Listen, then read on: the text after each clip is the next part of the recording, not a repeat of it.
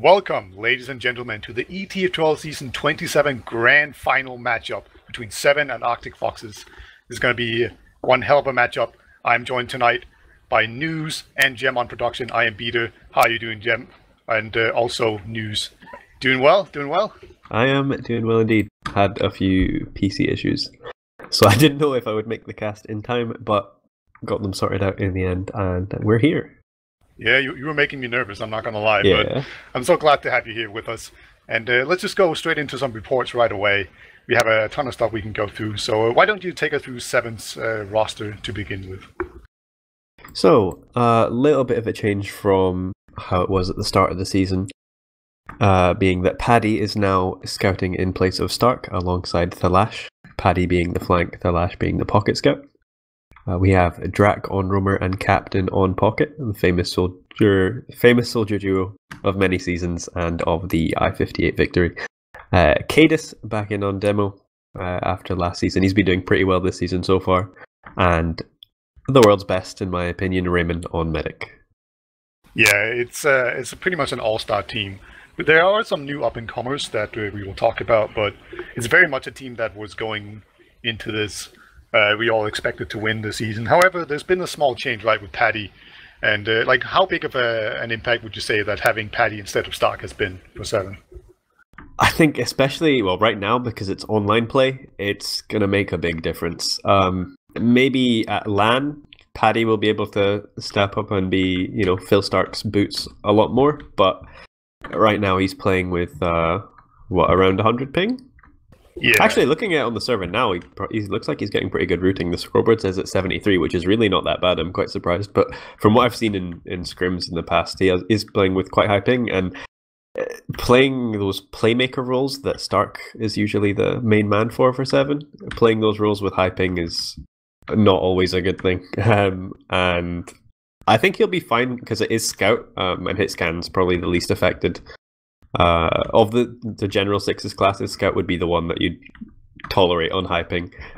So, and judging by his PCW results, I think they've been doing okay. I don't think it should affect them too much. The team is really more centered around their team play and their holds and their pushes and the playmaking that they just control the pace of the game. And I don't think Stark not being here will affect that too much. Obviously, it will hinder them in some places, but you could say equally on the other side, we've got Mercs in for Arctic Foxes. If you want to take us through their roster tonight, Peter. Yeah, sure. We have Raptor and Medic. He's been having a pretty decent season. And then instead of Adam Rasek or Adam Racecar and Demo Man, we have Ali, I believe. And then instead of Feeling, we have Se7en. And Se7en, he merked obviously in the semifinals, and he did really well there. He was standing in for DD5F in that one. So, losing Feeling, I feel like is a pretty big deal.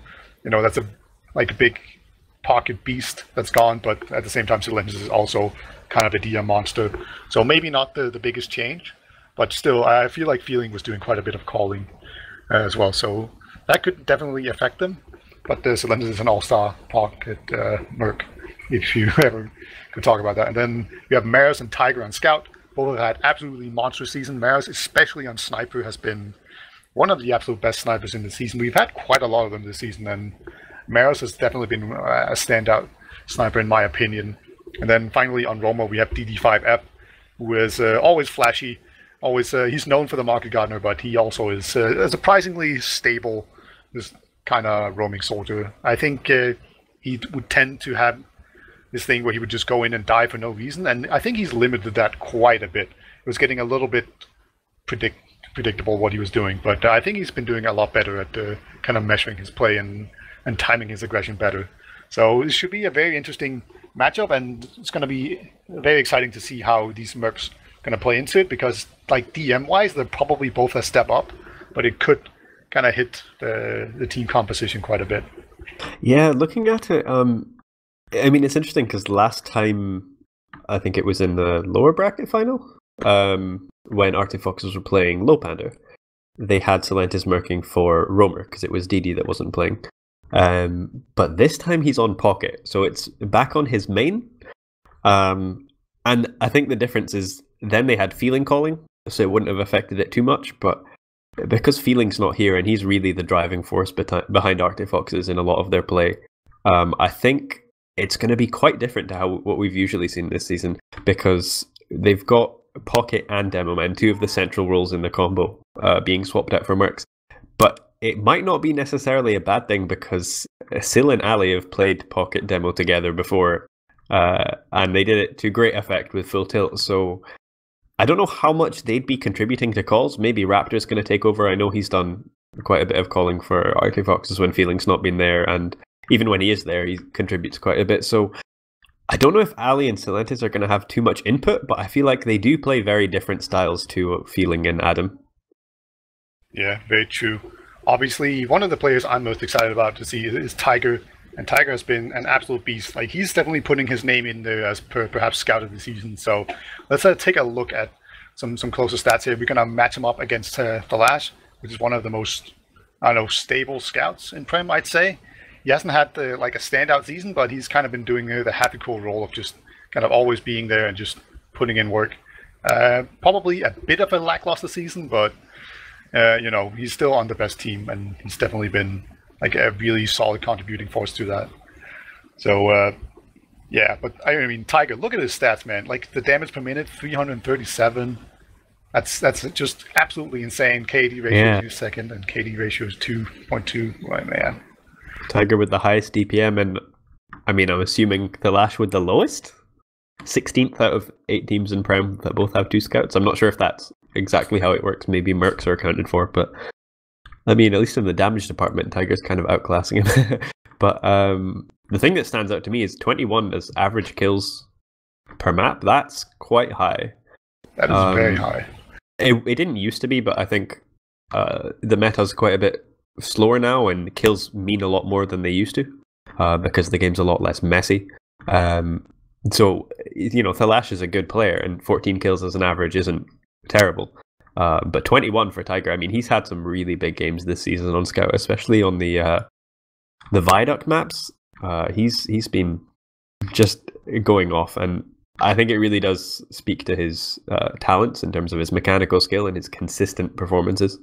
And as far as that matchup goes, I think we're likely to see a lot more on Scout from Tiger than Thalash, but I think Thalash's utility comes in his sniper. I think that adds a lot to his skill as a player. Yeah, it might also be that a bunch of Thalash's stats are kind of hidden in the sniper stats, you know, because this is exclusively Scout. So, you know, maybe you could add a little bit to it, and perhaps Maris would be a better comparison in the way that these scouts work. But, you know, like, they're both pocket scouts here, but Maris will often switch to sniper, and then I expect to see Thalas versus Maris sniper. So, you know, maybe you could put some stock into that instead. But another matchup that I'm also pretty excited about is our Drac and DD5F matchup, and these are two very different roamers, I feel. Yeah. You know, like, Drac is a much more sedentary roamer, I feel, whereas DD5F goes for the really big plays. They're obviously flashy, but at the same time, they will often just be a free pick. But actually, looking at the stats, they're looking surprisingly even. Yeah, it is weird that despite the fact that they play completely different roles within the team, I mean, you'll never see Drac going for some of the kind of market gardener bombs that DD5F goes for. But I mean, if you're breaking it down to stats, it really doesn't look like there's much in it. And I guess that kind of stands testament to the fact that there's a lot more to TF2 than the numbers. I feel like that sometimes gets overlooked by a lot of players when they check through logs or are trying to get an estimate of what players' performances are like in a lot of games. And I'd say Drac is a really important player to how Se7en play. If he isn't holding the flank as stably as he usually does, then it doesn't allow their flank scout to be as creative as, you know, Stark likes to be. Yeah, Stark and Drac together were such an important duo to the way Se7en work, and it's all about those two on the flank. Their entire playstyle is revolved around that. And without Stark being there, I think we might be likely to see Drac being a little bit more aggressive than he usually is, because I think they'll give a bit more of the playmaking role to Drac over Paddy, because I don't think they'd be as comfortable with Paddy doing it. Yeah. But I mean, that could be completely not the case. I don't know too much about how they've been playing with Paddy. Yeah, me neither. But definitely going to be something that we're going to have to keep an eye out for. I will also point out that the heals received per minute is so low on Drag. Like he Yeah. eats up basically no heals. That's a really important feature of his playstyle, I think, and it's very important to just be able to. I think that also has to do with like just the way Captain will often like get quite a bit of heals, and also the demo man, where you just do that. And if you have a Roma that also needs a bunch of heals, then you can't do that. So it's part out of necessity, but also just out of making it work as a team. So definitely a good way to look at that. All right, let's see. What else do we have? We have like just an entire team lineup here, so we can talk like overall how these two teams match up. You know, it's kind of funny. If you asked me at the beginning of the season how I thought the grand final would look, this is what I would say. Like Arctic Foxes versus Se7en. That seemed pretty obvious to me at the beginning of the season. But then the season kind of happened, and now I'm almost surprised to see these two teams here. It's it's been a winding road, but at the end of the day, this is what we ended up with. I don't know about you. Yeah, no, I'd agree. I mean, Se7en had a strong start to the season, as did Arctic Foxes, to be fair. And then they had their roster issues, and they had some really shaky results. Losing a map to Unexpected, which I think really was the last thing that a lot of people would have predicted. And Arctic Foxes, I think both of these teams actually got quite surprised by Lopander. I think Lopander stepped it up a lot throughout the season. And there was a close game in the lower bracket final when Arctic Foxes last played in playoffs, and I was going into that and watching for the duration of that game. I thought Lopander had the momentum. I think there was several points where I thought that Lopander could have won that, but it just turned out that Arctic Foxes end up here, and I think probably for the better. As much as I hate to say it, I think this will give us a really interesting game. I think Lopander 7 would have been slightly different. I think that would have been a bit more one-sided, despite the fact that Lopander have been quite dominant and have been on par, if not better, than Arctic Foxes for most of the season. Yeah, so how do you feel like these two teams match up? Like, what are the strengths of these teams, and what are the weaknesses that the other team could exploit? Because I'm thinking, like, just looking at the scouts right now, I am thinking that probably Tiger and Maris are slightly favored, and they could probably cause some absolute havoc if Se7en are not careful. Like, what are some other things, or do you even agree with that? Yeah, I'd say that can be true in a lot of the transitional play and the actual team fights. I feel like that's when Marsh and Tiger have a lot of impact. And the other thing that's quite different, at least with their main roster, is Cadis and Adam play very different styles. Adam tends to play. I know. That's so. Adam usually plays quite far back and doesn't take too many heals, especially not during pushes, because Feeling likes to lead a lot, whereas Cadis plays a very heal-heavy demo. But tonight, as you said, we have Ali playing instead of Adam, and I think Ali likes to do the same thing. Obviously, he played on Se7en just before Cadis came back in, and he was the one that quit that ended up causing Cadis to come back in. And he took a lot of heals, and he liked to lead just in the same way. So I think if they get back into the habit of how they were playing before, we might see very similar things from Cadis and Ali. And the same can be said for the comparison between Feeling and Sil. In my opinion, Sil likes to play sort of a loose leash pocket a lot of the time, whereas Feeling likes to stay quite close to the medic. And I'd say that what Sil likes to do is a lot more in line with Captain's playstyle than how Feeling plays. So I think we might see a lot more of the one-to-ones coming into it than we would have otherwise. I think more of the team dynamics and the actual play styles would have been a factor with the main roster, but I think because of the mercs, we might see some individual matchups being really impactful over the course of this game. I think mid-fights will be really telling to see how Cadis and Ali match up, and especially in stalemates as well. I think the playmakers will be a lot to watch for. Yeah, in general, when you have a lot of mercs, DM becomes a lot more important than 1v1 fights. Kind of the deciding factor more than anything. Whereas if you have a really well-knit team, just really tight with each other, then you do team plays, and that's how you win. Whereas if you have a bunch of mercs, you're much less likely to be properly organized, and then it all comes down to individual plays either way. So I think that's probably a pretty good way of putting it. So still, how about the map that we're going to play? Because we have a lot of maps here, and they're pretty different in the way they play out. We're going to start out with Gullywash, and then go to Badlands, and then Process, and then if we need it, it's going to be Reckoner. And obviously, I should also mention, probably should have mentioned this earlier, that this is a best of 5, but because Se7en was in the upper, comes from the upper bracket, they have a 1 win already. So they need to win 2 maps, whereas Arctic Foxes need to win 3. So we're going to start out on Gullywash. Yeah, I think Gullywash is a good map to start. I think it's one of those maps that most teams know how to play pretty well. I think it'll set the pace for the best of 5, and it'll give both teams a good idea of how they're feeling tonight, and really what's working well and what they need to be addressing. Because I think we're bound to see some mistakes over the course of this first game, and I think how each of the teams adapt to those mistakes and focus on their strengths, I think that'll be a really important factor in how this matchup goes.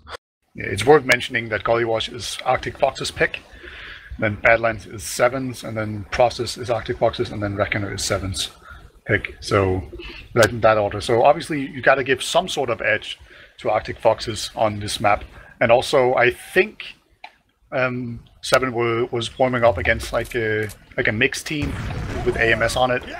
In the warm-up, and they were struggling quite a bit on Gullywash. So, maybe that's a small preview of things to come.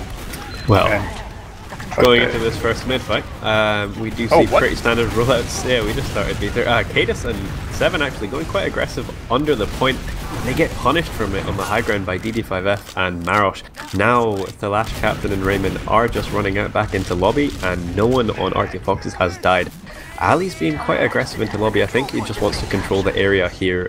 Both teams are sitting on around 80%, so I think it should just be even Ubers holding on last, and I think we can expect DD to go for some sort of sack, or what I'd like to see, some sort of 2-man sack point play. That would be really nice, but I do believe we have a pause right now. Yeah, joke's on you. We haven't started at all. No, we have not. Really? No, we have. But yeah, that was a pretty decent start, definitely. Right? Like you were talking about how mid-fights could be really important, and they got the first mid-fight really easily here. But Raymond is, of course, he got out. He's going to have Uber almost certainly. They might send in a suicide. They might just push right away, like Drak is down. So maybe if you can just split them up enough and put up enough pressure, then you can perhaps overcome them. I think that's a little bit too aggressive for what either of these teams usually like to do. But there's a lot of different options right here that they can go with. Yeah, it was interesting. I've seen them do it in some scrims recently. Se7en, that is, where they push under the point. And they just, like, the whole team goes under the point on the left side, and they go straight into the enemy on big door.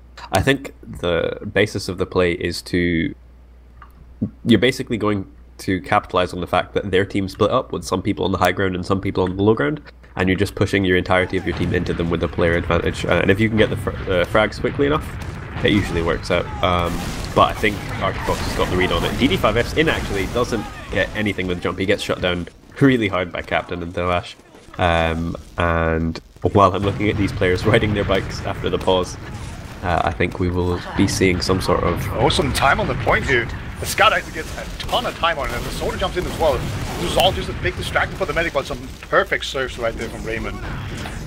Really nice job there. That was ended up being a 3-man suicide, and this should definitely open the door for Se7en to move out here.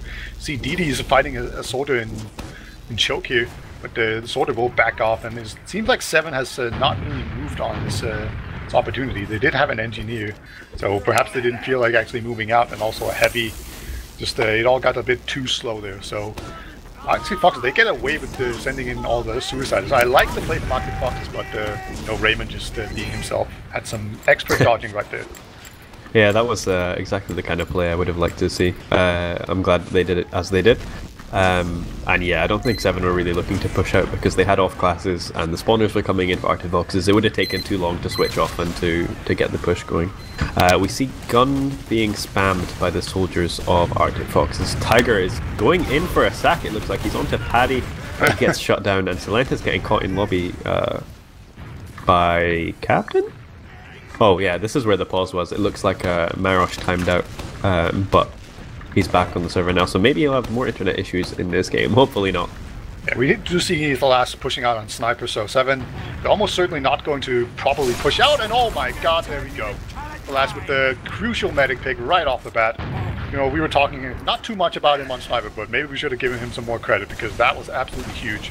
Tiger's going to go in behind here, gets taken down by Cadis, and this is just looking like a safe push out here from Se7en. They're just going to leave a single soldier on last. And here they go, they're going to have the high ground. They just want to protect Raymond as much as possible while they do this push. Bombing market guard from DD5F out of nowhere. Wow.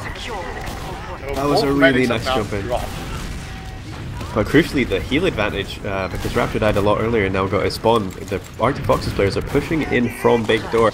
Ali and Marosh combining onto Cadis. They do get the pick, but Raptor goes down to Paddy and Cadis. And there's not really much for Arctic Foxes to do here now that Raymond's alive and he's just going to be on last building with Paddy. It looks like Se7en is going to try and do something from balcony. He's just spamming, yeah. He doesn't really have any information for anyone to go with, so they will be resetting. It looks like a 25% advantage to Raymond for Se7en, but after cycling that push, Arctic Foxes have just maintained their hold on second, and we should be looking to see some more plays happening soon. Yeah, especially since Maris has now gone Sniper. It's a pretty good class to pick when you are at an uber disadvantage. He's probably just going to stand really far back and wait it out with the rest of his team, force him to move into a sniper. He's actually really far forward. This might be a mistake. And yeah, there we go. The push has come from up top, and he was way too close to actually do anything. Soda's jumping in very aggressively here. Doesn't quite manage to capture the red medic here, but that's going to be it. There's still a scout behind the point. Is that Tiger? It is, and he takes down Paddy, so trades. And here comes Se7en in there, bombs Raymond, takes him down. Now it's just a full-on fight. Demo man behind the point, the sniper's in it, in deep. One body shot will take it down. That's going to be Raptor. Captain's in, he's on Raptor. He gets 2 rockets, but it's not enough to finish. And Raptor manages to stay alive with 91% now. They should be looking to push in main really soon. DD5F leading the push. Raptor pops the Uber in. DD's playing the point. Raymond and Drac are trying to contest it, but they're all just walking straight into an Uber. Ali's putting out the damage. They're getting really good cap time. But the spawners come in. I don't know if they'll be able to contest it. Se7en gets the frags on the point, and Tiger with the cap. That was really well played. Good advantage push there. I was really risky for Se7en to push out with that 40% Uber advantage when Raptor and Co were really far back at the choke. At the end, it didn't really work for them. Tiger making a good play, winning the 1v1 behind the point, and the end result was they had the players and the spawn advantage. Or sorry, they had the player advantage and the Uber, and they managed to make it work before the spawners blocked the point. Yeah, we are on the mid fight now. See both demos just kind of spamming it out. The soldier jumped in very aggressively. Captain taking down Raptor immediately. That means Octopus, they're going to have to go forward very quickly here. You see Se7en in very aggressively here.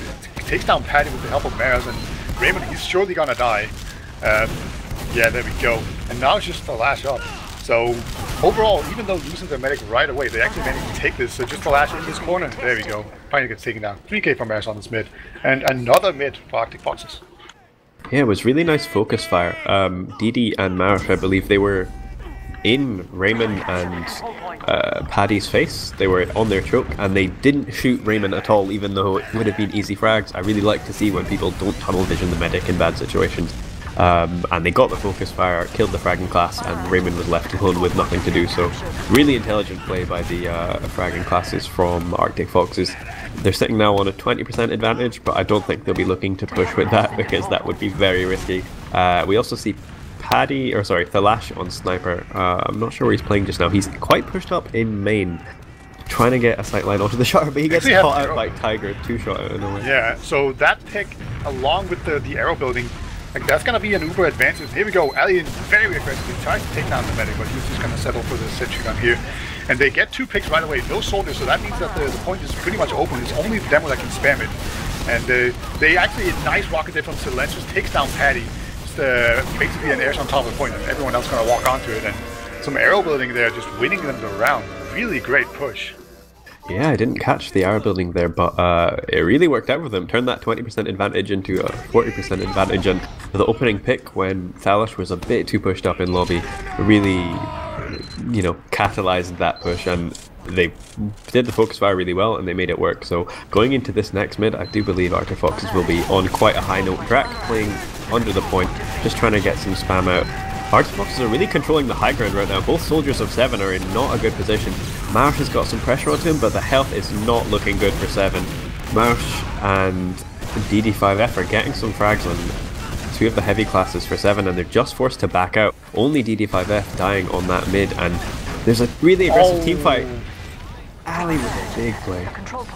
Really big play. There's a single scout remaining at Flash in this lobby. No, he's been spotted. And actually, they come in from behind it. They're just going to keep on pushing forward. No time to even talk about this mid. Oh, they have actually used the Uber here in last. They're actually trying to get out, but he can't make it out. And Cadus goes down as well. Time on the point. Really swift round here. Just immediately taking that off of a great middle. Se7en just, they kept staying on the low ground, and like sometimes when you do that, you just get completely demolished as everyone just shoots down at you, and scouts just deny you to try to get up. And they got punished hardcore, and then just a really great push, just continuing in and just really making it rough for Se7en here. And that's going to make 3-0. What a turn of events. That's definitely an upset in the making here. We go into this fourth mid. Se7en this time looking for a bit more of a standard approach to the mid fight. They're playing kind of as a blob, controlling their own side. Opening pick for them, and another onto Marosh, DD and Silentes. Really good aggression from Se7en, controlling the high ground, and Ali's in no man's land right now. They're just going to ignore him pretty much as they cap the point. He has a late death, and that's a full wipe for Arctic Foxes. I think Raptor, I think he hit his kill bind there. I wasn't actually watching while Cadus was chasing there, but there will be a big advantage, and a lot of time before before Raptor and Ali are up here, so there's not going to be many stickies on the point, and the Arctic Foxes players aren't going to be overly buffed if Se7en are looking to push quickly. They've got the health and they're taking position in lobby, so they should be looking to push right now, Beta. Yeah, it looks like they're going to go into the shutter door. There will be a pyro, and so far the pyro has not really done anything. It does finally hit a nice blow of reflector to get everyone off, and the sentry gun is still up. So this push has actually been done quite a bit. Nobody's died yet, but still, now the frags are coming in, and the pyro actually managed to do just enough, along with the sentry gun. That turned out to be just enough to hold it out. So a bit of a poor push there, and some poor coordination as well. There wasn't really like any crossfire for Arctic Foxes to get caught in, so they managed to hold this, and now they have a tiny Uber advantage, like 10%. You can't really push on it. The Scout comes in now very aggressive. The Tiger beasting Captain. Now he's on to Raymond as well. Cadus will have come up into choke and save him. So Tiger just winning that 1v1. Holy crap. Yeah, it was really aggressive play, but he does overcommit a little bit much after the soldier pick. He didn't realize that I think Cadus was coming in from the spawner, and he just dies to some stickies quite carelessly. But I want to say, in regards to that mid fight, I thought that Arctic Foxes would be going into that very confident, and they kind of crumbled on the mid. But I don't think Se7en were in a great place in terms of morale either. They were looking really shaky when they went for that Uber push. They had so much time to make it work, and they almost rushed it. They didn't really scout out the push or cover all their entrances, and they spent so long dealing with the pyro that they couldn't really deal with the sentry. And really, just credit to Arctic Foxes for maintaining their composure and holding off that last push. Now with 10 minutes of the first game have gone, we've got 19 minutes left, and 3 rounds up for Arctic Foxes. This is a really comfortable position for them to be in. They're just going to sit quite passively with Marosh on the sniper, going for the safe options, and I really want to see what kind of answer Se7en have for this. Yeah, normally I'd say that they're going to send in Drak, maybe send in Flash. Drak looks like he wants to go in. He's going to find a scout, actually just getting a kill. That's pretty decent, and Demoman is in a lot of trouble as well. A ton of damage, and Drak is out alive. So, you know, that was something. I don't think they're going to quite manage to do much other than kill the sentry for like the 5th time in a row. But Drak might just come in again. Like, the sentry is down, so that means there's not going to be any terrible knockback. He will just go into water. That could stretch out everyone. And Captain will never get taken out by Maris, but Silentes as well wins the 1v1 duel against Drak. Silentes being buffed. So Se7en, they're definitely making moves here, but it doesn't quite work out this time. But as long as they can just hold out any initial push here. They should be fine and get their spawners in time. So we see them holding a big door here, and I think this is looking pretty right, but they are pushing out up top and putting some time onto the point, so let's see how Se7en responds here. So much pressure onto Raptor, and he does get forced, but Captain dies to Ali in lower. Looks like Arctic Foxes are going to have to play a bit passively right now, but they do get the turn of picks off the back of that headshot from Ali has jumped in very aggressively to try and take down the choke here. The soldier up top, I think he eats a pipe. Yeah, there we go. Now he definitely did. Ali just winning the 1v1 duels, trying to lock out the medic and choke as well.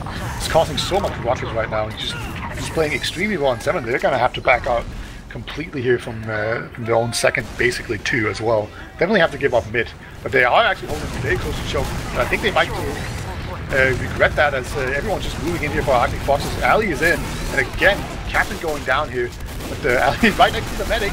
He's definitely caught in now. The last getting him down, and Raymond even contributing here. So I was putting some question marks on that, but Se7en, they managed to hold that. So great hold by them, and now they're going to be pushing into mid. Yeah, they were pushing into the spawners who would have had crit heals, and they did have an advantage, but they didn't quite have Uber yet. So it was really risky, and as soon as Ali got juggled forward by the stickies, there wasn't really much he could do. He only tried to get some damage onto Raymond, but it didn't really work out. But because they had their advantage, they were able to reset without giving Se7en too much momentum, so we do have even Ubers on this mid to second stalemate. Marosh on the sniper, watching the choke right now. I think he took that opportunity from the spawner, from the spawn rather. Captain peeking him really close, putting some damage just to pressure him, but with just... they don't really have a counter sniper or any sort of playmaking classes. Actually, Se7en going for an aggressive Uber around the choke, getting onto Raptor. I don't know if they thought they had Uber advantage, but an Uber exchange is a really rare occurrence from Se7en. Paddy dying to a headshot of Marosh, ridiculous headshot at that. Kate is trying to hold the choke alone, but there's really not many heals being put out by Raven right now. Arctic Foxes are just collapsing onto Se7en, overwhelming them. Yeah, maybe this is why we don't see these exchanges as much from Se7en. As Captain goes down as well, that was the last man standing. Paddy has just spawned, but that's going to be it. And just a very aggressive Uber fight from Se7en. I haven't seen that at all. I guess that just makes Se7en feel like they're under time pressure. And Cadis goes down as well from Marosh. Jesus. I think one thing I'd like to see just now actually would be a crits play, just because both medics spawned at the same time, but it looks like they're both going for the mediguns. Oh, is he? Raptor's on crits, yeah, so he is. So just what I would have liked to see. That's a perfect time. Both medics spawned at the same time. Arctic Foxes are controlling second. They're in a comfortable position. And not only are they building crits, which is 25% faster anyway, they are arrow building as well. But so they should have a pretty sizable advantage getting ready for this. Eyes should be on Ali for this crits, and I think they'll be looking to go river with this beta. Yeah, indeed. Question is, do they have any other distractions going in? There will be a sentry gun. It won't really stop the crits going in from water, but here he comes. And there's a soldier in them, but Rayman just pops through right away, immediately, and they're going to put a soldier in their face. Tiger goes down, and I think Ali's getting caught here as well. Yep, there we go. So that didn't work out at all. The arrow building was great and all, but just at the end of the day, it was just a little bit too slow still. Like, you need to just get it and immediately go, because Se7en, they're going to be arrow building as well. And Se7en gets jumped there very aggressively by Captain, I believe. He will make it out alive. So right now, I'd say that we kind of stuck on a crit streak on Arctic Foxes, because Se7en, they know about the crit streak, and this is often a very annoying situation to be in, because you can really play around it. And there's even a sniper for them as well, so it's difficult to be very aggressive with it. So yeah, how do you play this as Arctic Foxes when you're stuck on this crit streak? So the core mechanic that all revolves around, obviously, is the fact that crits builds 25% faster than Uber. The crits coming in from choke, actually. The fake out from Arctic Foxes. Raymond's at 92. 2 picks. Raymond, will he get the Uber? He might not make it if he can connect with Cadis. Oh, and he does go down. Excellent push from Arctic Foxes. The timing of that could not have been closer. They do exactly what I would have thought, so just as you were saying, they will be getting this round as well, barring a miracle. But yeah, when you have Uber versus crits, and you pop the crits and the medic counter pops his Uber, you will have your 25% advantage as long as both medics survive. And they built it on choke, and they just did the leapfrog play. after Se7en had pushed out onto second, they would have had the crits before Se7en had Uber, and they managed to make it work. A really intelligent play, actually. They sent, I think it was 4 players, including Ali, in big door. Obviously, Se7en would have seen the demo there and expected the crits from there, and then Se7en just comes in choke and gets frags with that. Yeah, very smart. We have a very aggressive soldier right here from Se7en. Just standing on top of that hill, but he takes quite a lot of damage. But Se7en, they have the high ground right now, but they've also taken quite a lot of damage. Some very aggressive jumps in, he comes out, and all of a sudden it looks like Se7en, they're kind of crumbling right here. Yeah, Maris takes down Captain as well. It's just a matter of, can Raymond get out alive? I think he will make it. Yeah, he will indeed. He's got the last to run him out. But a great mid there from Arctic Foxes. Se7en, they tried to go aggressive very early on, and then we just got completely crushed after that. At this point, though, with 12.5 minutes left, Se7en being 4 rounds down, and Arctic Foxes controlling their second with Uber, this is not a comfortable position if you are the players on Se7en. You have to do so many risky things to be able to get out of this, and you're relying on Arctic Foxes either having some slip-ups or, you know, players like Drac and Paddy making some ridiculous plays. And not only do they need to do it like 1 or 2 times, they need to do it enough times so that they can break this hold and they can get the momentum. The time's against them right now, so they don't really want to be wasting any more than 2 or 3 minutes to break out of this last. And we see the last on Sniper. He's peeking very aggressively here. He doesn't quite hit a shot. You know, he needs to hit some pretty fat shots. As you see, Tiger just running in here. That seems kind of ill-timed, in my opinion. Like, they don't need to do anything right now, Arctic Foxes. There's no reason to go for these kind of things. I guess Arctic Foxes are just trying to win outright. But they really don't need to. They just need to not lose for like, DD5 7 minutes. He's in lower. He gets onto Cadis. Cadis didn't spot him, but he does die to the stickies. If only DD turned around a second early, he would have had a free pick on the demo. Captain, rather, going for a sack onto Raptor. Tiger's on Sniper in big door, and they do get a combo onto Drac as well. So no soldiers for Se7en holding this last. That's a lot of area denial that isn't going to help them out on this last push. And I think Arctic Foxes, I bet they would have been looking to push that, but as soon as Se7en died, I think they're probably going to cancel. And that's the decision that you would be making if you're 4 rounds up with 11 minutes left. You just want to slow the game down, especially against a team like Se7en. Going for any sort of risks when you're in this position could give them that chance. And with a team of that caliber, giving them 1 chance will get them enough to get back in the game. So, good decisions, I'd say, from Arctic Foxes overall. We've seen in seasons past that Se7en really struggle when they have to be aggressive, when they're down like this and time is now not on their side. Like, they have a tendency to always be ahead and just be so much better than everyone else in control, but then when they have to be really aggressive, they start to falter. And, you know, that could be what you're hoping to see here as Arctic Foxes. So they're just holding Se7en. At some point they're going to have to do something. They've actually got a soldier behind, interestingly enough. That's Drac, so he's made it back here. He is fighting some scouts, and there's a sniper watching the choke as well. Here comes the soldier. It looks like he's going to get triple teamed, and he will go down, and Collapse will manage to die at the exact same time as well. So Arctic Foxes, they might actually even try to push in here and maybe do something like an actual push here. Like they can obviously just go back outside and do nothing again and just maintain the status quo. It's a good window of opportunity, and DD's actually in water. He meets Captain. Captain will win the 1v1 there, so I think they're going to take this chance to just kind of counter the aggression from Se7en. The last trying to peek river and does get shut down by a nice headshot from Tiger. Cadis getting some spam onto Ali in lobby, so with 2 heavy classes down and one of their scouts playing sniper, I think Arctic Foxes are going to retreat to a safer position at the choke. But there's still not enough time for Se7en to really push out, because the spawners are coming in a bit too quickly. With the staggered deaths, there's not too much that Se7en can do. They're sending Paddy in, Captain in as well. 2-man sack isn't really a good idea, but Captain's managed to back out, and DD5F with the market gunner and the rockets follow up. Excellent combo there. Yeah, he's on 4 HP, doesn't have a medic there to save him. But great play there by DD5F, and Tiger even hits takedown for Lash again. That seems like the 3rd time in a row, definitely the 2nd. And now Tiger has a lot of room to work with, but no, he gets caught out by Drac just in time.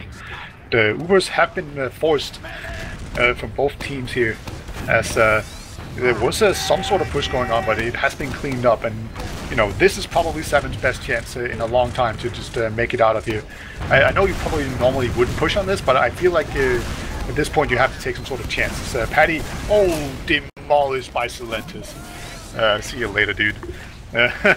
No amount of warpy thing. Just getting picked apart. Marosh and Tiger combining onto Cadis. It's just Drac the Lash and Raymond left alive. The aggression from all of the Arctic Foxes players coming in. Se7en is baiting them to the point. Ali just needs to follow up with some damage. They get Raymond. Good damage onto Captain and Drac.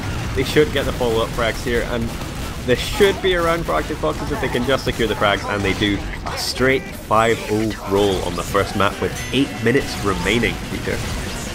I feel like I'd speak for everyone when I say I did not expect that. Not at all. Like, you know, I did manage to say that we could give some sort of edge to Arctic Foxes because it was their map pick. So I think we can all infer that I meant it was going to be a 5-0. Like, that just seems reasonable. But yeah. Beater prediction god. Yeah, that's definitely me hitting the nail on the head right there. But no, this is crazy to me. Like Se7en, they've definitely been struggling at come playoff time, but this is something else entirely. They're just going down 5-0 on a map. That's crazy. And a map that I wouldn't have expected Se7en to crumble so much on. I mean, Se7en, they've being so revolved around their holds and their stamemates and their playmaking, just controlling the pace of the game. Gullywash is a map that you can do that on fairly well, but I think they just had. I don't know really what their plan was going into a lot of those mid fights. Arctic Foxes just picked them apart, and the times they were going for the more traditional kind of safe mid fights, they weren't really doing any of the conventional things. They were kind of sticking to the same positions and just getting picked apart really by the dynamic play of Arctic Foxes. I think there was much more of a flank and combo feel to the Arctic Foxes players. They were splitting up a lot more and pressuring different parts of the maps at the same time. Whereas I think the only player that really felt like, or that I really felt like was being quite dynamic for Se7en was Drac. I noticed in a lot of holds he was getting really good picks and not dying, but they just really couldn't make anything work. Yeah, Drac was definitely doing well, but someone who wasn't doing so well was Paddy. Went 3 for 13 and had 92 damage per minute. That is remarkably low. Like 3 and 13, that's almost like a team name low.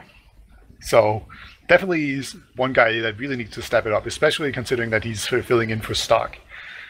So that's a huge difference. And also, if you look at the scouts on the other side of the Isles, we see Tiger going 16 for 16. That's means that he got contained pretty well. He dived in and died a lot.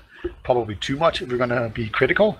But then Maros, he died 3 times and had got 18 kills. So lowest deaths on the server. Yeah, lower than his medics, like half his medics' death. It's crazy. And Ali also died 5 times. Yeah, but I mean, when you look at it, like Raptor with 6 deaths, not really dying in any bad places. Marosh with 3 deaths, Ali with 5. And yeah, sure, Se7en died a little bit more than the other combo players, but when you look at the damage output he had, it's just, you have to wonder what is causing the combo players for Arctic Foxes to be kind of in a league of their own when they're matched up to the combo players of Se7en. Se7en did not look like they were in good form. I mean, it's so rare that you see Captain with a KD of 12 to 16 and not being on the top of the scoreboard for damage. I mean, it is a bit skewed, being that it is a 5-0. Yeah. But you'd expect more from Se7en. You expect a lot more from Se7en. Like, almost no matter what, you always expect Se7en to put up a pretty nice fight. Like, you'll often see the damage per minute being pretty low because they're like stalemated out because they're ahead. I mean, I will also say that they took a bunch of risks towards the end of the game, right? Where they made weird pushes that we don't normally see from Se7en. You know, that probably also skewed it quite a bit. You know, because they got down 3-0, and then they were kind of starting to look at the clock and the time and just going, oh, we gotta do something here. Drac, can you try and jump behind? And we're gonna Uber in through the choke, and it just didn't work out at all. It just all became a little bit too rushed, I feel, and we just managed to get completely outclassed in all the team fights afterwards. It was like as if they hadn't practiced for this kind of event. I mean, I know they haven't had a whole lot of scrim partners, like in this off season that we have now. Like a lot of teams have just kind of gone on break for a while, so maybe they just haven't had enough practice to doing these really kind of breakneck pace pushes that we saw. Because we saw Arctic Foxes when they got like a really fast middle, for instance, like they would just keep on pushing and just getting picks like one at a time, and then they would eventually just snowball all the way into last. And we never saw that kind of stuff from Se7en. So, like, completely shocker for me. That's why this result goes. I mean, is it just that Paddy wasn't there to clean up kills or something? Like, there's no way it's that simple. I don't think it is just a case of Paddy. I think he's just the unfortunate victim when it comes to the stats of how Se7en were playing. I mean, it can be easy playing a flank scout role when your team's getting 5-0'd and you're not a particularly aggressive team anyway. Like, what are you supposed to do as a flank scout in those situations where you're constantly at disadvantages? You don't really have room to work within stalemates because you're being pushed constantly. I feel like Paddy's not really the culprit here, but I mean, I think it's more of just a team issue. Like, they really didn't look very coordinated or composed. I don't think it's like, it's hard to get across what I'm trying to say, but I mean, in the last few weeks, Se7en haven't had a lot of the results that we would have expected of the best team in Europe. Not just in matches, like, let alone the fact that they dropped maps to teams where they just haven't done that in seasons past. Even in their scrim results, they're losing maps a lot more often than they were before. And I think when Stark stepped down following Froyotek's announcement that they weren't coming to I-61, I think there was a lot of uncertainty in the air of the Se7en team. I think the atmosphere really wasn't great. And I feel like since then, they've not quite been the same team. And I think it really is on Cadus more than anyone else to kind of step up and take charge and get the team on his side. I think if Se7en want to come back into this game fighting and they want to get this map, which is an important map to win, I think Cadus needs to have a big game. Because if Se7en lose this map as well, then it's the match point of ETF2L season 27. Then it's only one more map for Arctic Foxes. It's a best of 5, but Se7en started out with one round. So now it's even, you can say. Like, this was just a gimme. Like, Se7en, they can just say, yeah, it didn't matter. Like, now it's just a fair fight. No, they definitely have some psychological tools here to get over this, for sure. But, Se7en, they need to definitely, like, get their head in the game and just not focus on like all the bad things, but they need to focus on what they can do better and how they can, like, what they did well and how they can shut everything down compared to, like, just beating themselves up. Because, like, if you just beat yourself up, you'll just end up hurting from all that and not really fixing anything. But, I mean, the part that I guess surprises me the most, it's that the core combo players of Se7en, or at least, I mean, since the Crowns roster, they have changed demo. So it was Spud, then it was Ali, now it's Cadus. That's not been the core part. But the core players of Thalash, Raymond, and Captain, they've played for a lot of this roster. The only time when Captain wasn't playing was when Amps was pocket at Rewind for a short stint. But those are players that are usually the most consistent on their roles. Raymond almost never dies more than the enemy medic. Thalash almost always has consistently good games, and Captain, he's been the most consistent pocket of Europe for a while. And to see that falling apart it concerns me. I don't really know what is going on here, but I do think there's a lot more. It must be some sort of deeper team issue than just Paddy being bad, like, because Paddy's nuts. So yeah, I feel like maybe it was just a bad first map. Maybe, I mean, just to reference another game here, I know in Smash, for example, when Armada and Mango have played in finals and one of them's going into it with a best of 3 advantage, they won't try at all for the first best of 3, just because they know it doesn't make a difference, and then the second best of 3 is really where it matters. So maybe Se7en know that they have a map advantage and they're just testing the waters right now for the first map, and maybe this is where they turn up and they make it big. It's just a master plan scouting mission that you just went on, just give them all this false hope. Yeah, that's pretty devious.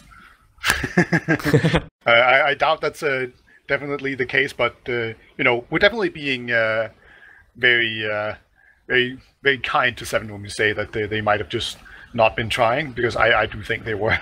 I can't imagine. Yeah, I guess. Yeah, but we have to explore all possibilities here. So, but should be very interesting to see.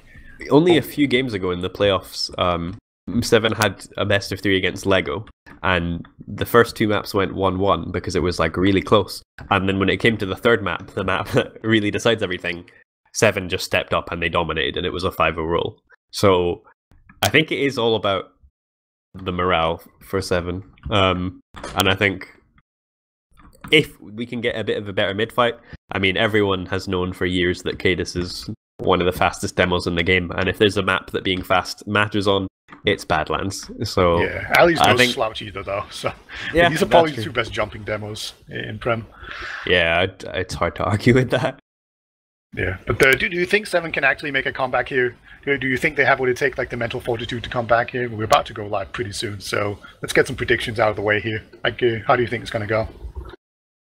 I think we're going to see the first 2 rounds go to Se7en in the typical slow fashion, maybe 50 minutes into the game. I think Arctic Foxes are going to get some return rounds, and it'll probably be 2-2, but I think Se7en are going to finish the map either 4-2 up or 3-2 up. That's my prediction. It's really specific, I don't know why, but I feel like that's what's going to go down.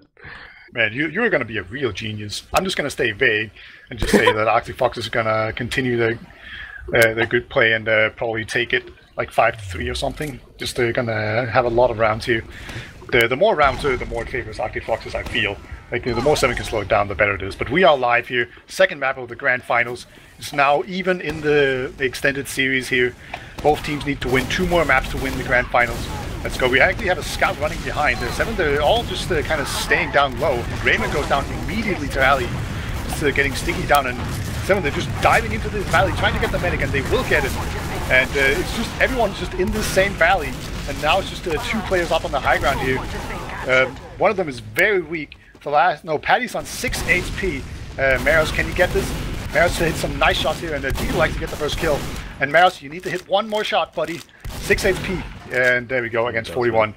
So what a messy mid, but the Arctic Foxes, they will take it. And I don't think it looks like Maros is going to commit to the cap, but I mean, Se7en might have their spawners in time to block. Both teams had quite similarly timed deaths. Both medics spawned at the same time, but yeah, I think just because Maros is on the point, Se7en don't really want to contest that, and they're quite content to play it with the stalemate. If I was Arctic Foxes, though, I'd be pushing with the spawn advantage because... Oh, they are you! They're going in really aggressively, and they're going to lose the first one, but the fight is still going on. But Paddy actually steps up here and takes down Tiger, and that's going to cause everyone else from Arctic Foxes to move out. So they did exactly what you asked them to, but Se7en, they actually managed to out-PM them here. Now it's the other way around, basically. And Paddy even, no, not Paddy, sorry, Raymond even has a slight Uber advantage, so they definitely can't get pushed on here. And Drag might even go in here and try to get to Uber Force. He will, he gets 1 nice rocket, but that's going to be it. Raptor, he's not going to pop it because he didn't have it, obviously, but he also did manage to make it out alive here. And that was going to be a pick. There's actually a scout behind lines. Who's that? That's the Lash. And he runs into a soldier and a scout and will get taken down. Yeah, and with the Lash down, it looks like Swift are actually... Sorry, not Swift. Arctic Foxes are trying to make a push through house. They're going towards balcony. They've got room for Se7en to walk in. He gets good damage onto Captain and a bit of spam onto Raymond. Raymond does end up getting forced Raptor with the counter Uber. And Captain does die. It's the first one in the exchange. If Se7en can draw this out, they should be able to win with a spawn advantage, but Cadus is dying because Se7en is in house as well, and Arctic Foxes have done really well in that exchange. They got so much space as they were walking in there, put so much damage onto Raymond, and they managed to force with just spam, so the Uber was completely on Raptor's terms. They're going a bit too overzealous right now, though. I don't think this is a great push. They managed to get the pick onto Drac, and it's just Paddy and Raymond left alive. Maybe the Lash can be the saving grace to this push. He gets in, he's trying to hit Raptor, but everyone else is in his way. Raymond might be able to make it out alive as Captain meets him in lower lobby, but Se7en will almost definitely be giving up Spire here. Yeah, they just got out DM'd again. And they're not even trying to give up Spire right now, and they're gonna get out DM'd again. Like, fighting scouts on Spire is definitely a questionable decision. I guess they took the fight because they still had a demo man, and as long as you have a demo man alive that can just lob stickies up onto the point, you can definitely put up some sort of fight. You know, maybe you can even like get the medic if you jump in the soldier the right way. And you know, Raymond, he wasn't really in danger during all of that fight. So I suppose it was a low risk play as such, like just throwing away your soldier, but they did still throw away the soldier and give up the Spire. So I just don't see what they would have gained from that. Like, yeah, I mean, they had no control over height advantage or any position. They were one player down going into it, and that seems really uncharacteristic for me, especially when they were at an even Uber situation. I would have thought the Se7en would be much more comfortable just resetting onto last and getting a hold up, but they took the risk on second. He's actually going to fight a soldier. Surprisingly, Tiger was trying to run in as well, and DD, he's kind of messed up there. Finally, he does get Drak. He might get taken down by another soldier. Nope, makes it out with 10 HP, gets arrowed, and he's fine. So overall, that's going to be Drak for Tiger trade, and Tiger, he will not go sniper. Kind of surprising to not go for any off class there, as the crucial dispenser has been picked. So surely we will see a push off of this. Just kidding. They're just hanging out. Yeah, just playing this tournament. Captain getting quite aggressive in top lobby. Paddy spamming the flares through there as well. The detonator, actually. A lot of ignited players on Arctic Foxes. But we don't see any of the big playmaking classes for anyone. Drax in spawn on Spy just now, and he's checking what we are confirming, that there are no off classes. So because they don't need to play around any off classes, I think we might see something a bit more ballsy from Se7en. I think they are going to try and do something a bit aggressive.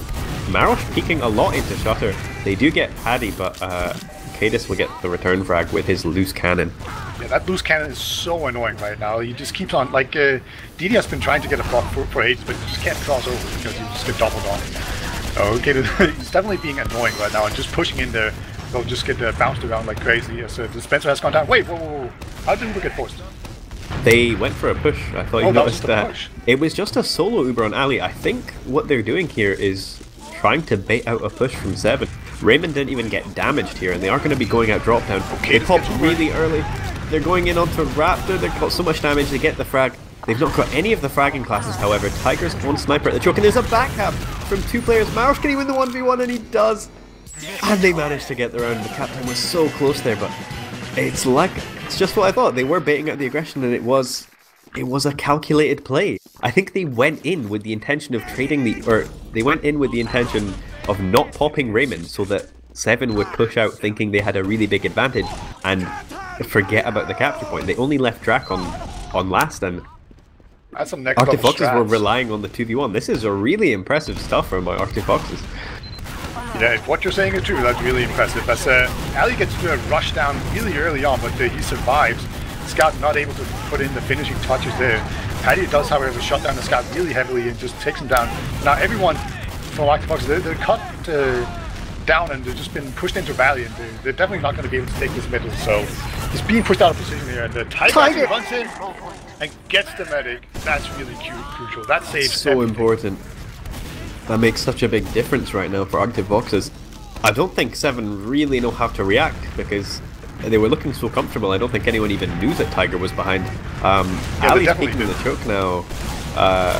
They're just trading damage freely as Raymond's not being able to put out any heals. No one's actually meeting Raymond from the spawn, and there's just going to be a massive heal advantage for Arctic Foxes going into this. But Cadis getting a trap on Solantis and Talash winning a laundry one in the flank. Drax onto Tiger, gets one rocket, and will Paddy be able to follow up? We don't know because there's a pause. Well, tune in later as we have found out. That was a very short pause. And Paddy is now behind, and they should know about. Yeah, he's even giving himself away. He's going to go onto the medic here. He can't quite finish him off, and Maris will take down Paddy. So Paddy struggling a little bit more here. It's very difficult when you have high ping and people are very close to you. Maris is still on the prowl here. He's going to try and get this demo man trying to jump out, but he will not get him. There's still a scout on the Spire that has been called, and he's now in lobby. He's running laps around all of the players on Se7en, somehow not being hit throughout most of that. I think he is on last just now, but I think Arctic Foxes were content to. I mean, they were at one player disadvantage there, but they had the Uber advantage, so they were fine to just hold. Yeah, Flash with the 1v1 against Maris, and he will win it. And Paddy takes down Tiger as well. Solantis does eventually clean up Flash, but nice play from Flash. He stayed behind a really long time and won the 1v1. So right now it's just 3 explosive classes in choke here. So if anyone jumps through, it's going to be pretty difficult to just reliably save their medic. But no one will jump in here in time to really take advantage of this. So and we do see Marosh opting to take the sniper. I think the Lash is considering it as well, but before he does, he's going to check off classes in the spawn on Spy. I think he's peeking the door. I don't know if he's coming out or not. He's just playing with my mind. I'm This always happens when spies go into spawn and they're checking. I don't know if they come out, and Thalash is being particularly triggering because he keeps walking towards the shutter as if he's going to do something. Like he might have been thinking that maybe they're checking for different things, so if I just stay in spawn as an off class, maybe they'll eventually think there's a spy, and then that could open up another opportunity. So there's some next level mind games going on, but we will see whether or not that works. So Paddy will actually go down to Maris, who has gone sniper, as you mentioned, and he's just going to be trying to get as much space in choke as possible. Right now he's definitely got a whole sideline locked down, and he's going to move in pretty aggressively right now, but there's a demo man spamming him out, and as well as Drag taking down Tiger. That's going to put a damper on it, but actually there was a force. I didn't see that at all. Oopsie doopsie. Yeah, I was watching Marosh. Tiger got in and managed to force Raymond all by himself. Ali and Se7en being quite aggressive. They're not getting anything for it really. They've just controlled the midpoint here. Thalash in a 1v1, somehow still not dying. He was on 1 HP, but they do get the frag. DD5F and Se7en both going down really weak. Se7en gets picked up, but DD will get arrowed back up, and they should be able to cap here, denying 2 spawners. Unfortunately, they still have a sniper, so they can't really push with any player ad because they don't have the firepower to really make it work. But I think they're quite content to just get Marosh to work this choke. I mean, he did get that entry pick that allowed Tiger to go in and get the force, so I don't see any reason why we wouldn't see something similar again. Yeah, right now, like Raymond, he has a slight advantage. You can see Raptor holding really far back in choke. They have a sniper back there as well. They're just playing it safe right now. They're up 1-0. It's a tiny advantage either way. We see, is Cadus running back? What is Cadus doing? Is he He's gonna switch weapons? Not sure. Maybe we just needed ammo. That could also be the case. That's probably it. Yeah, it's the same weapon. So yeah, I thought we were about to see some shenanigans, but Marosh working a deep sightline actually into Valley. He was going for a pick onto or a sightline onto drop down. He had a sightline onto Drac, but didn't hit the shot, and I think it's a good decision to rotate straight after playing in, you know, weird sightlines like that. So he is looking at choke right now. I think Se7en, no, not to peek it, but Se7en going down to Paddy. I don't know if he was sacking there. I was actually, again, looking just at Marosh. Yeah, he was. You can see Raymond's pretty weak. So a rocket was hit onto him. So right now, Octobox, they're just sitting back once again with the sniper. They're just going to wait it out until they have the spawner, and then they can perhaps start being active and aggressive again and try to make anything happen. So far, we've actually seen Maris be very passive on the sniper. He's just been playing it slow.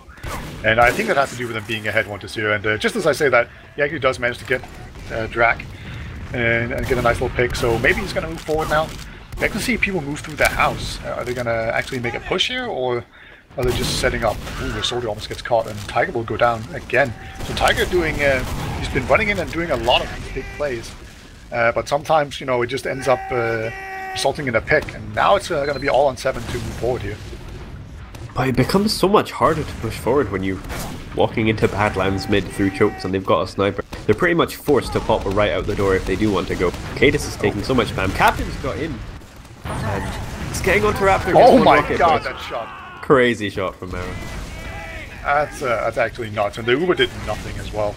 So, oh, they got forced as well. Man, it's very unfortunate, man. They've really been struggling. So let's see, Maris gets another nice look onto the medic. This time around he will miss. I guess you can only hit people that are like straight Tiger's in behind. Oh, I saw Tiger going in for a flank, but I think he got spotted just as he was getting close, so he did back up. Marosh with another pick onto Drag. He's got a sightline down in main, so there's not really much anyone can do to play on the low ground. Cadus is in the tube with Stickies on the point. Both teams with Uber. Raptor, Ali, and Philak. Tiger going in behind the point. There's such an interesting Uber push going in from bottom left. Ali might die here. He's got caught off on main. He's about to get out, but no, he does get caught just at the choke. And with one demo down and not really much to go off, I don't think Arctic Foxes are going to commit to too much position here. They're going to play it passive, but I don't think Se7en would really look to do much either. That being said, they are getting a bit aggressive into lobby. Yeah, they're doing a pretty classic forward hold. Cadus is not sticking the doors. This is kind of weird. Like, that's normally what you do, and Cadus is also now running back to spawn again. He's gonna switch to like Quickie Bomb Launcher? No, he's just going to use Cannon, I guess. Thalash is on Spy. Ooh. So he's Secret Engine Man. Gonna see if he can do anything. Maris is on Sniper still. And Thalash, he has set up, he's seen everything basically. He's not gonna be able to backstab Raptor very easily if you see where Raptor is standing, standing on top of that fence. Oh. That's a great position. Maybe if Thalash had the Ambassador, he could get some headshots off from distance, but I don't think that would be reliable enough to get a force. Sticky's on drop down. They're gonna get cleared by Celentis with his axe, or pickaxe rather. But yeah, just back to the stalemate. Marosh peeking top left right now. I think they're trying to get calls on where Raymond is, because Tiger was peeking main, but I don't think he saw him. Marosh rotating to the main side line. Captain is on the floor, so he might be able to... The last is coming up behind the medic right now. He's definitely getting... He just saw the medic, and he's in a good position, so now he just needs a bit of spam from his teammates. I'm pretty sure he's just yelling at them to spam them from all their heart's content. As he's getting ready to walk in here behind the medic. This is all very well coordinated. He's getting ready for it. Has he uncloaked yet? No, he's not. There we go. So, plan has been set in motion, and there you go. He actually did have the Ambassador as well, so he could have gone for the headshot early, but he ends up just taking him down. I suppose we can't really criticize him here. Really good play. Perfect timing from Thalash. He was being very patient there to recognize his opportunity. He did see that there was no one really playing back behind Raptor and playing for to check the spot. Captain, Paddy and Raymond pushing into trash, and they spotted out the two players that were hiding for a backup. DD's there as well. He should get taken down as well. And with a full Uber advantage now... Scout going in through main though. That's kind of scary for Se7en. It's just Marosh at the choke. I'm not sure if he can do anything to stunt this push. And they should still have a sizable Uber advantage going into mid after capping here. Drax going to be a bit behind in the spawners, but everyone else is ready to go. And Tiger didn't get any forward spawns, so the Uber comes in. Cadis jumping in deep. He juggles Raptor at the choke, and that'll be enough to get the frag, extending that Uber advantage for another life. DD and Drac taking a 1v1 in the backlines while Se7en cap out this mid. And Tiger's hiding behind the Hoodoo. I don't think he's been spotted, and he's going to be sneaking around behind. I think the last might have heard him. I don't think he saw him. Oh man. So Tiger, he's not alone. Finally, he's been spotted. Let's see if that's enough. He's just going to try to make it out alive, I suppose. But no, the Lash will just pound him down. And now it's just a matter of can Maros get him. Maros, he's still playing Sniper. And he's in trash right now. So he should, at some point, probably get a pretty good look at least one person. There's a medic. Didn't quite hit him. Oh, he goes for the hero shot, but can't quite hit it. So once again, this is just looking so good for Se7en, and they're just going to move on forward here, take the Spire, and get ready to go into last. DD was also behind, and he ended up dying, so two-player advantage here for Se7en. They're mirroring the same push that Arctic Fox did last time, except they're taking the high ground. Ali's also on point. They caught in the Uber. They've got plenty of time to make this work. Captain jumping in, putting damage onto Ali, but he's not quite died yet. They do get him now. Kate is controlling the point. The soldiers from Arctic Fox is contesting just about long enough, but Se7en do win with the frags in the end. And that was a good return point. The first round that Se7en have actually got this match. So maybe that'll be the turning of the tides, Peter. Definitely going to be breathing a sigh of relief. Like finally, like we don't suck. Like all of a sudden, you know, you always just need that one like little pat on the back you give yourself. You know, it can be really stressful. So I'm sure they're very, very happy about it, not just because it's 1v1. But here we go, another mid. Kate is going to get the force back in here by the scout, and the soldier jumps in as well. So right now Tiger is just doing a number on them, and so is Maros, just really denying a lot of Se7en. And the single soldier in house will manage to get it, and Cadis goes down as well. But this is basically a really rollover mid. Raptor's so weak. Captain was peeking from house, 2 rockets of spam mid-range almost connected onto Raptor when he was, I think he was like 20 HP or less. It could have been the saving grace for that lost mid for Se7en, but Raptor just manages to avoid them. I don't know if he was even being shot, but with the size of the Uber advantage, Thalash is putting a sentry up just now. No, he's not. I think they realize they don't have time for it, so they've switched to Pyro. But we will see the Uber coming in shortly. I think they're just waiting to cap this out, Peter. Yeah, it comes in Uber. They're going to get donked around a little bit, but they do manage to take down Flash, and the sentry gun has gone down as well. There's still a heavy in spawn that's really batting them off right now, and everyone from Se7en, they're just over on the right side. Nice little airship there from Drag. Stellan's going to jump in here and actually gets 2 kills off the bat, and this is all of a sudden turned around. It's just Cadis and Raymond left. Cadis, of course, is the best person to be alive here. He has stickies on the point. We'll take down one person, But no, eventually it's just not going to be enough. As, Raymond will be the last person to fall, but that's going to be another round for Arctic Foxes, just bringing it right back 2-1. And a lot of pressure on Seven already, once again.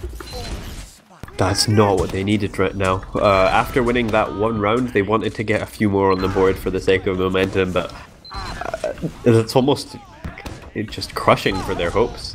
They need to have some sort of really good mid here if they want to get back into this game and get a foothold on the match. They're going for a Valley approach, both teams are actually. Ali and Tiger really controlling their train, not much height advantage being shown from Seven, but they're playing as a unit and they're denying aggression quite well. Se7en's going down early and it looks like DD's very weak, might go down as well. Captain is behind and they've put so much pressure onto the Arctic Foxes players. DD does die, Marosh as well. Really good combination played. Captain manages to get in onto Raptor at the tail end of that. So long as he doesn't die, wow, manages to get Ali as well. Full white for Arctic Foxes, and that's exactly the mid they were looking for to get back into this game. They should have a sizable uber advantage. With the late deaths for 4 of the players of Arctic Foxes, they'll be in on last before there's much to contest them. So unless they make a crucial mistake like they did that one time on Gully, they should secure around here. But we'll see how it goes, Peter. Yeah, it was completely mirrored mids, and then Seven just completely overwhelmed him. So that's a really good sign. Oh my god, Tiger on Sniper takes down Raven. That's the blunder. That's so heartbreaking. It's so crushing. That just shuts down their dreams right there. That was such an excellent mid fight from everyone on the team, and they just didn't realize Tiger was sniping. Manages to get the body shot onto Raymond, drops him before the push even starts. Now it's going to be a push out here. We see Captain on the Spire getting ready to get those air shots, but he's actually going to jump in pretty aggressively and just get denied completely. So it's actually been stunted quite a bit, this push out right here. Like we see Seven, they actually managed to hold on pretty well. And Maris, you know, he went down. Getting a scout down is really important. You want those scouts onto the point, get the double captures going on. So eventually, just going to see Arctic Foxes go back here to last and hold it. They will have a uber advantage, but 50% pushing out on the battle on second is not an easy task. And, you know, they're also ahead with 9 minutes left. I think they're just going to chill out here and take it easy. Maris is on Spy, just checking everything, all the classes. Now he's going to go Sniper, see if he can do Tiger 1 up. The lash dying to a sticky trap from Ali. Seven, kind of tentative right now. They don't really want to take lobby while they're 1 down. But on the bright side, that does give them an opportunity to get an off class in the works, to get some playmaking going on. Valash does pick up the sniper. Tiger was just peeking out into trash there to see what information he could get, but he's backed up because there's no opportunity for anything to happen there. And with 2 spies for Arctic Foxes, I think they're just doing it to efficiently check the off classes. Marosh is on Sniper as well, so we're going to see that Marosh the Lash matchup that we were talking about before.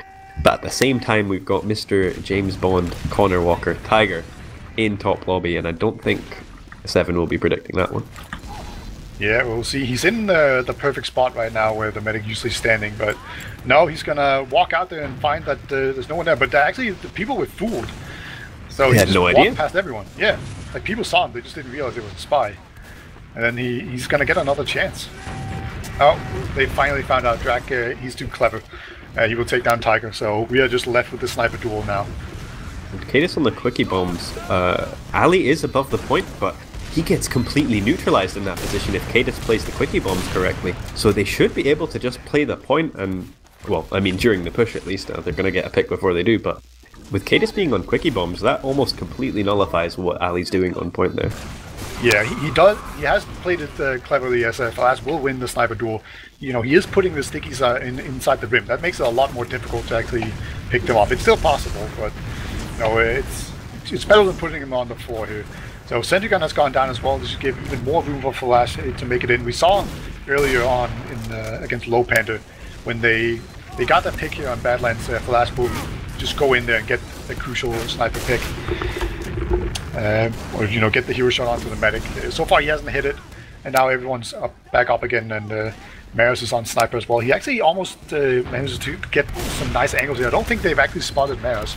So if he can get a nice shot off here, or the medic passes in front, he could get the medic. Oh, it's so tense. Marosh. Both snipers are playing quite aggressive with their sightlines.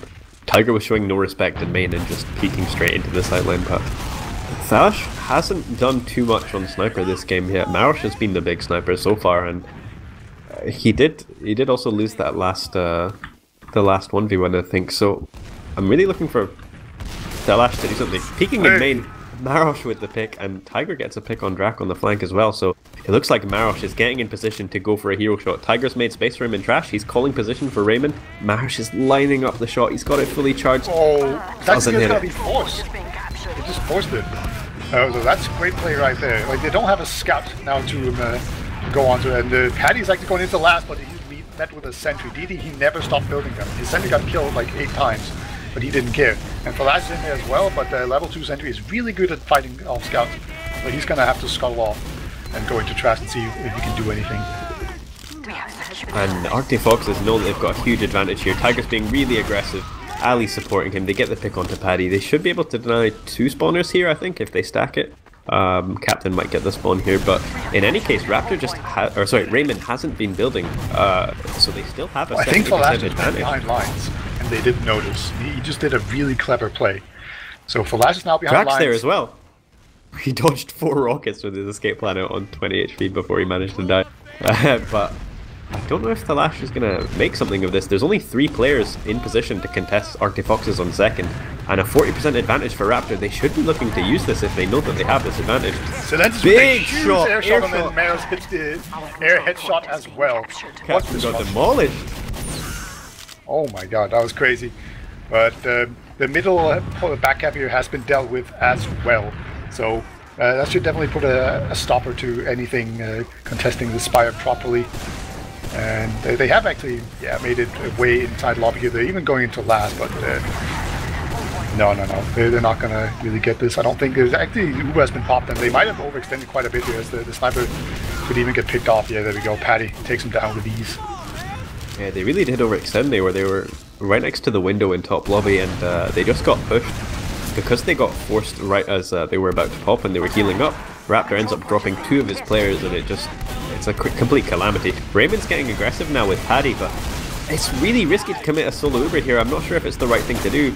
Arctic Foxes have got the resources to be able to kite this, and Paddy can't get anything. They've just completely wasted that Uber. Not much of an advantage for Raptor, but they are still 2 players down. But it would be really uncharacteristic of Se7en to try and push this off just a player advantage. They managed to get the pick onto Maros. Drax in onto Raptor. 1 shot. Second doesn't connect. Raptor's so weak, but he does manage to kite it out. Excellent movement from Raptor. And they will maintain their slight Uber advantage. But Se7en are trying to continue the push here. Captain's in. They know they've done damage, and he does get punished for it. Thalash going down in the flank as well, so that advantage might come into play now that they've got the opportunity with 3 picks for Arctic Foxes. Really unfortunate here for Se7en as Ali jumps in very aggressively, hits a nice pipe. He's still onto the medic, but the Tiger will finish it up here. So Se7en just barely not being able to kill a bunch of players there. That really bites them in the ass, and here we go. I think Falash is going to be their only hope right now. Oh, Raptor doing the dodge. Drac with the god play. Drac got into mid and managed to contest the spawn, or contest the cap really, and he's bought forward spawns for his team. I don't know if they'll be able to use it though, because the same 3 players do end up dying, and despite how nice that play could have been, I think it has ended up hurting them more than helping them, because the 3 of them will be down now going into this last push, and Solentes is coming in with the Uber. Raptor pops him through main. They get onto Raymond. Raymond's behind the point. He's nowhere near going to get Uber. And they've got so much control now. There's a heavy on top left. 3 frags for Arctic Foxes. It's only a matter of time before Cadis and Captain die. The Lash cycles the spawn back onto heavy, but it's not going to be enough. That is 3-1 for Arctic Foxes with 2 minutes left. It's barely possible if you're looking at it in terms of the mathematics, but yeah, really I just don't know what to think going into this mid meeting. Yeah, that was a really clean push overall. Just they played the high ground, got enough time on the point that everyone from Se7en had to get down, and then you just got crushed by the soldiers and scouts on the high ground. I just want to point out that Tiger has as many points as their medic right now. He has 68 points. Marathon 42, but there we go. Cadis immediately gets taken down by Ali, flexing EM skills. He's the superior rollouter, and takes down Raymond as well. I guess this is what we have to think of this last mid. Just went full troll mode, and everyone just got crushed somehow still. Soldier in the air, can you get air shot? No, not quite. He just gets denied by Tiger and Mirage. But man, just pouring salt in the wound right now. Arctic Foxes, they just crushed them like I've never seen before on the mid. I've not seen Se7en get this outplayed in a long time. I don't think I've ever seen this, and it's quite bizarre. I mean, the first map was a roll. This map, Arctic Foxes have been fairly dominant, and I feel like that one pick that Tiger got to drop Raymond was so crucial in the morale of this match. With a minute left, Tiger's the only one dead. It looks like Ali and Marosh are going to be taking the Uber in top left. Paddy going for the flank. Raymond's not been damaged yet. He does get piped and he does go down. Good pressure from Arctic Foxes, taking control of top left. Se7en goes down, Marosh as well, so maybe not as clean a push as they would have liked. Didi with some follow-up though, and it looks like Tiger will be in from the spawn queue to clean this up. Gets the pick onto Thalash, Didi onto Drak, and that will be 30 seconds left, but that will be 4-1 to Arctic Foxes in the second map of this best of 5. It was really looking like Se7en was gonna mount a comeback here, but you know, realistically speaking, it was actually only 2-1, right? And then the pick, we just called it the pick onto Raymond, and then it was just pretty safe from Arctic Foxes from there on out. Again, a few more rounds here at the end because Se7en probably overextended a little bit more than they normally would because of the time pressure. Didi, he's just gonna go for it again. No time to mean spoon now. But again, that means that it's now match point for Arctic Foxes 7. They need to win 2 maps still to win this, but Arctic Foxes, they just need this last one, and it will be their pick. Process coming up. It's their pick. 7, they're going to be feeling the heat right now. Especially considering the last time it was, well, the first map that was Arctic Foxes' pick, they rolled it 5-0 in 22 minutes, so I have to be thinking that this might be a straight 3 maps of play to Arctic Foxes. And it's crazy that that's what's on the table right now, that Se7en they've only got 1 round in the final so far after almost an hour of actual match time, and I kind of want to look at the logs just to get a grasp of what's happening here, and it does look like Tiger is showing up Beasting. and fragging. Yeah, absolutely insane. 34 for 17, 300 damage per minute. Just an absolutely stellar performance. We were ragging on Paddy before. Paddy had a fine game, in my opinion. So, you know, that was just a fluke before. But still, the rest of Se7en, they're still struggling. I will say this. If you look at the damage like the entire team has done, they are about 1,000 damage behind. But they are a lot more kills behind. Like 15 kills behind. So that's substantial. Yeah. What that suggests to me is that, and you know what, to be honest, it would probably be the case that it doesn't look like Se7en are really focus firing or shooting the same targets or pushing in the same places. They are kind of all over the place. And it's weird because when they were getting split up, it did seem like, Drak especially was keeping track of the backlines, winning the 1v1s. But again, it's just that in the actual team fights, the combo players they're just getting picked apart. Really low deaths for a lot of the Arctic Foxes guys, and everyone on Se7en, all the fragging classes except Cadis, they're all much higher in terms of the death. So it's really uncharacteristic. I mean, we've never seen them put under this much pressure during games before, and they're crumbling against it. Yeah, it's kind of crazy to think about this whole turn of events. It kind of drives me nuts because Se7en is supposed to be this complete juggernaut of European TF2, and right now they're just not being that. It's really shocking, and I think at this point they just need to contain Tiger, because Tiger, he will run in a lot, and you know, he'll get medic picks, he'll get medic forces, he'll do a lot of things. There's just 1v1ing people on flank, so I think they need to put a lot of attention to their flank, just trying to get him whenever he runs in like that, because then you can kind of get the Zorix effects where, yeah, you have a beast on the flank, but if you just kind of think around it, play around it, and try to like triple and team him, then it doesn't matter how good he is, he's just going to die, and then you have a pick, and then you can move on from there. So, you know, that would definitely be my top priority if I was Se7en, just to shut down Tiger as hard as possible. But this should be a pretty difficult map to shut down a scout on. Process is pretty notoriously, at least for the middle, being very scout-centric. You can just jump around all the props on middle, these slanted roofs that are very difficult to actually hit anything on as a soldier. So, you know, It's a difficult map to do it on, but you know you have to do it either way. And if you want to be a champion, you've got to overcome some major odds. And if anyone could do it, it's got to be Se7en, right? Yeah, I mean, if there's been any time for them to prove that they're a top level team, it's now. They need to win the next two maps, and they need to win them in a pretty convincing fashion if they want to earn this ETF2L season 27 winners first place. But I mean, after the last two maps, it's just so unlikely that, I mean, it would have to be a complete turnaround. And it's so rare that you see that in TF2. It's such a hard thing to do. It just feels like Arctic Foxes have been controlling the game.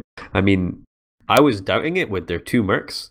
Because, I mean, feeling is so important to this team, but it almost looks like they're better. Like, it and really I wouldn't does. have expected that, but they're just outclassing them. Yeah, it's absolutely insane to look at. But yeah. Just one more map. Like, if Se7en take this... Okay, so, you know, we entertained this thought before. So the first map, that was just a warm-up, nobody cares. Right now it's even. And then the next map, they're just going to, like look them out, like, see how do they play. So now they've got Tiger figured out, right? So now they can put the squeeze on, right?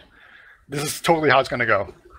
You know, if we... But, I mean, there is a common thing that happens in a lot of TF2. Maybe not nearly as much at a high level, but when people get overconfident, when they get a couple matches that are like good results, or you know, in a best of 3 they win the first one in dominant fashion, they might get complacent. Or in a best of 5 winning the first 2 maps is a time where that's likely to happen, if any.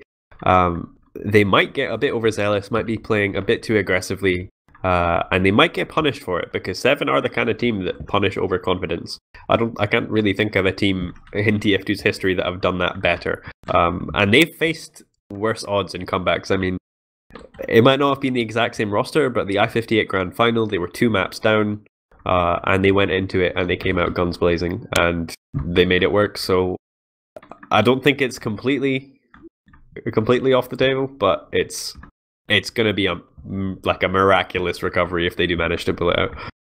Yeah, I don't know. I'm in the mood for a nice, good old comeback. You know, I think that would really... We've had a really good playoff so far. I think almost every single match has been extremely close. I think the biggest blowout was Lego versus Arctic Foxes, and that was still a pretty good series.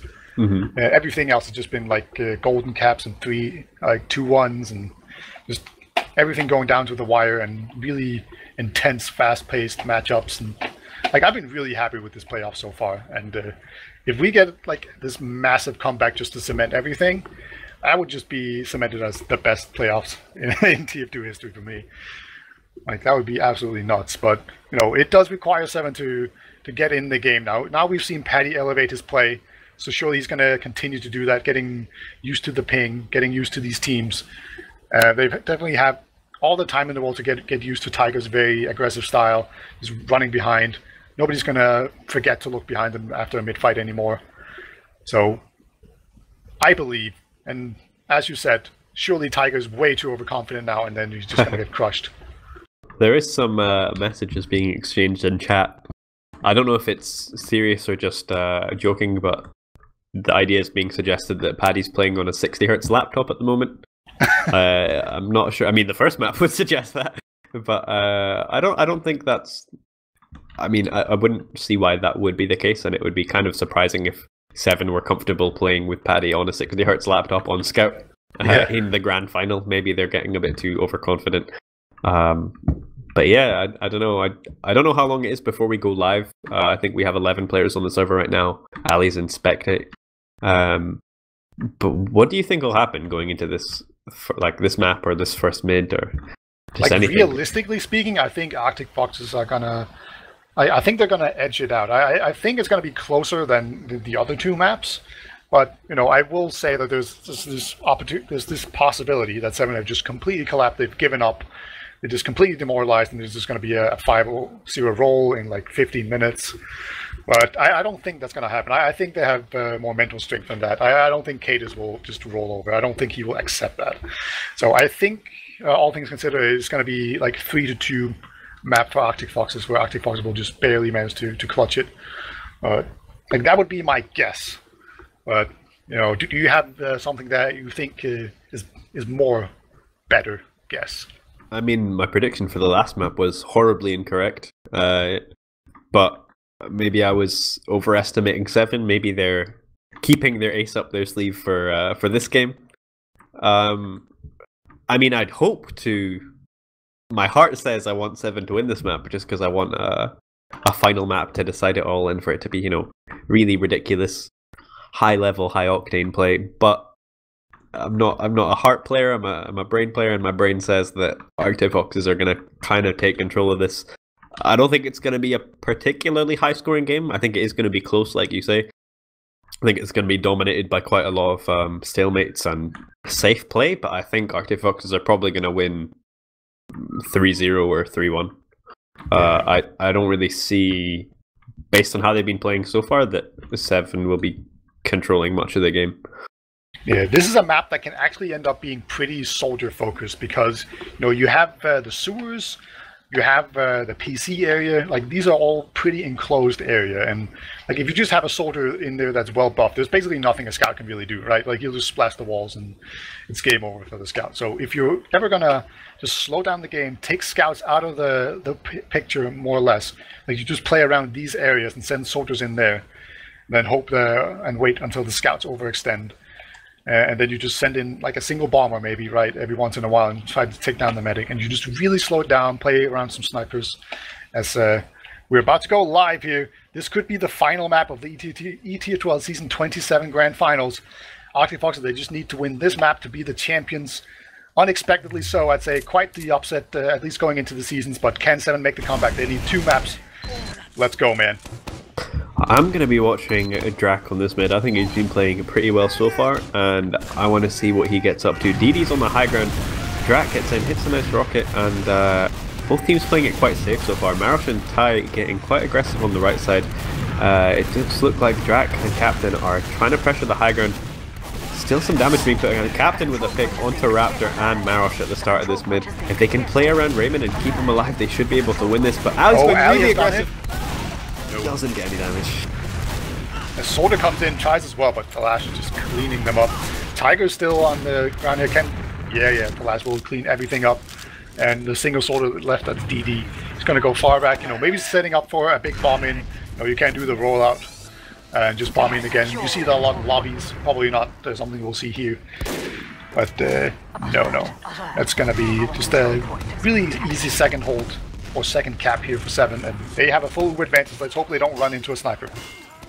I mean, there were a lot of early deaths on Arctic Foxes, so they have time to set up on last here. They've got a heavy on the right side, they've got the level 2 sentry on the left, playing with the sniper of Marosh, and it looks like Se7en are going to be trying to take this in now. Paddy leading the Uber, they push in on the left side, a bit miscoordinated in terms of the timing, but Cadis and Paddy have come in on the left side, taking control of the high ground. The sentry goes down, and it's still 6v6. Se7en need to do something to get some frags on the board if they want to secure this. Captain actually being the first death. Solantis will go down as a trade, but this is not looking good. Cadis is being pushed. He needs to take down this heavy fast, otherwise you just run out of ammo and can't do anything. And here we come, the Uber. They were actually just too slow. But they do get the Uber out of the way. If they can just escape now, they'll have the Uber to fight out. And Drag is actually hiding in lobby. He might go for something. No, he sees that everyone's backing off, and you will back off as well. So an Uber advances once again for Se7en. So a failed push, but they will get another chance at this. Yeah, and I think this will be a bit more of a comfortable one. They've got enough time now that they can coordinate this a little bit more. I mean, they kind of rushed the last one by Se7en standards. Thalash going down to Marosh with a deep sight line into lobby, and they're going to go for the same push. This time it looks a lot better. Cadis is in deep. Gets pressure onto Tiger on the left side. He does make it out. So much damage being put onto Raptor, and he goes down to Captain. The return headshot of... Oh my god, Marosh is going off. Yeah, he hit like a close range shot and then just takes down Cadis right after as well. And that's going to be another hold. Raymond has crucially escaped once again. He's in the choke. So I think he'll be just fine. But, it's got to hurt for Se7en to just continue to fail these. Let's we see the push out here in a second. Yeah, I think Raymond had a really nice arrow to keep Captain alive there. Tiger actually went in aggressive from PC and almost kills Raymond, but it's not enough, and Raymond will still have a 20% advantage, but Arctic Foxes did manage to cap second there because they had quite a few players. Se7en is still on rollout, but it looks like they will be giving this up. Gets caught out by Captain. Really nice jump there to close the distance. And it looks like Cadis and Raymond are going to be trying to make this work. They were peeking really aggressively into the shutter, but I don't think they saw the opportunity, so they are going to reset. They've still got a 50% advantage now. I think Raptor probably weren't building. Raptor and Arctic Foxes weren't building too well, but I think Se7en will probably be. Did they not? I don't think so. They're not pushing. They're just holding. That's really disappointing. You know, I would have loved to see just a third attempt at this, but you know, I guess they're mixing it up. They're probably going to send in like Drac or something. That would make sense. Maybe send in Flash to go sniper. But you know, right now Se7en they're doing nothing. Yeah, I think Flash is running in here. Yeah, he's in deep. He actually trades. Somehow. Good. Yeah. So that means that no real counter sack can come out. So that's pretty nice when you go for a suicide like that. That's just never gonna work, right? It's just a lone scout running in. So Marsh is still going for a deep sightline into lobby though. He's pushed up right to the top lobby entrance. I think he just about can't see Captain, but he was trying. Tiger's gone in deep. Does get pressured back from Paddy, but one thing I would have said is Thalash wasn't making many big plays on Sniper so far this match. Paddy going down to Marosh, who has been making big plays on Sniper, but I would have liked to have seen another spy play from Thalash there. Yeah, it's very difficult to go spy like this though, because you know they're going to be checking, you know they're going to be expecting a spy, so, and this is the most obvious way to go spy ever. Thalash and Maris both taking a shot at each other, they both miss, and Maris will back off. So now, you know, normally you see a team just try to take lobby right now to make space for the sniper, because you can really move around a lot inside a lobby, and there's even a demo man in there that they could possibly pick. And Flash will go into one now because he knows the demo is way over on the other side, but I guess he decides against it. Some really weak players right now in lobby, but they have taken lobby successfully, and that's going to allow Flash to snipe from possibly 3 different entrances. And have you seen Tiger going behind? Yeah, he actually just loops around, and it's eventually going to lead Cadence to go down. And Tiger, he's now in on them. He's going to go behind. He's onto the medic. Oh, finally goes down to Flash, but you know, this is what they have to do. They have to deal with Tiger going in for these, and they actually have 1-man advantage now. Yeah, and Captain's in doesn't really get anything for it. It looks like Se7en is going to try and shut down Thalash in lobby. Doesn't get too nice to rocket to juggle him or anything, so we do see a player advantage for Arctic Foxes. I'd like to see them counter sack, but it looks like they're quite content to just hold on last. DD is adjusting his sentry position. And I mean, with the amount of picks that Marsh has been getting so far, I would be quite comfortable to stay in the stalemate as well. This has been a lot more even though than the other maps. It's still 0-0. 23 minutes left remaining on the server. Headshot from Marsh ringing out onto Thalash, but he did have a buff as Se7en tried to take lobby. Yeah, and Maros will actually go down to Paddy. So Paddy doing the work for him for last right here, and should probably leave up an opening, and there we go. Opening has been found as DD goes down. He was on engineer, and stickers have now all been blown, and so that means that you can play on the point to go into other entrances. Captain, however, is very weak. It's going to be very difficult for him to actually get in there, and Tiger actually just takes down Paddy, just basically do what I would call an overextension, but he doesn't get punished for it. And everyone from Se7en, they will just back off right now. So Tiger is now in again, and gets demolished by Captain.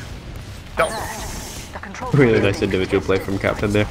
There was a really weird, it looked like a miscommunication from the Se7en players. Captain and I think Paddy were still in lobby, and Raymond backed out, and they were both committing to the fight without any heals, which is again really uncharacteristic. Thalash with a headshot onto Ali.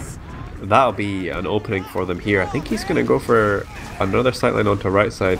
Paddy's looking to run in here. They do get a pick onto Tiger. Focus fire. They get the force now.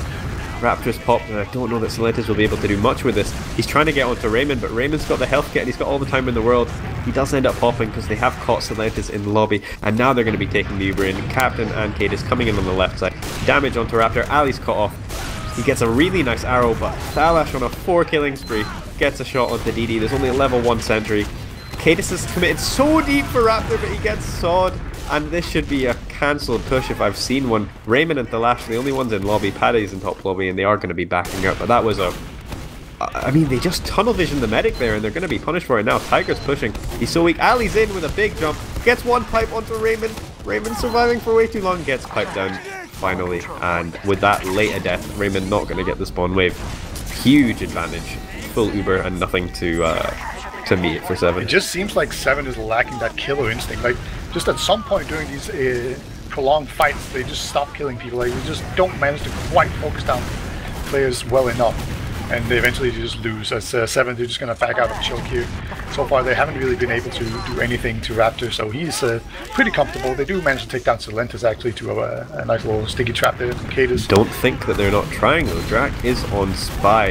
If they can get... I mean, if they would get a force here, it wouldn't really work. Drac's in behind, but Raptor sees him. He tries to pistol him down and gets the force.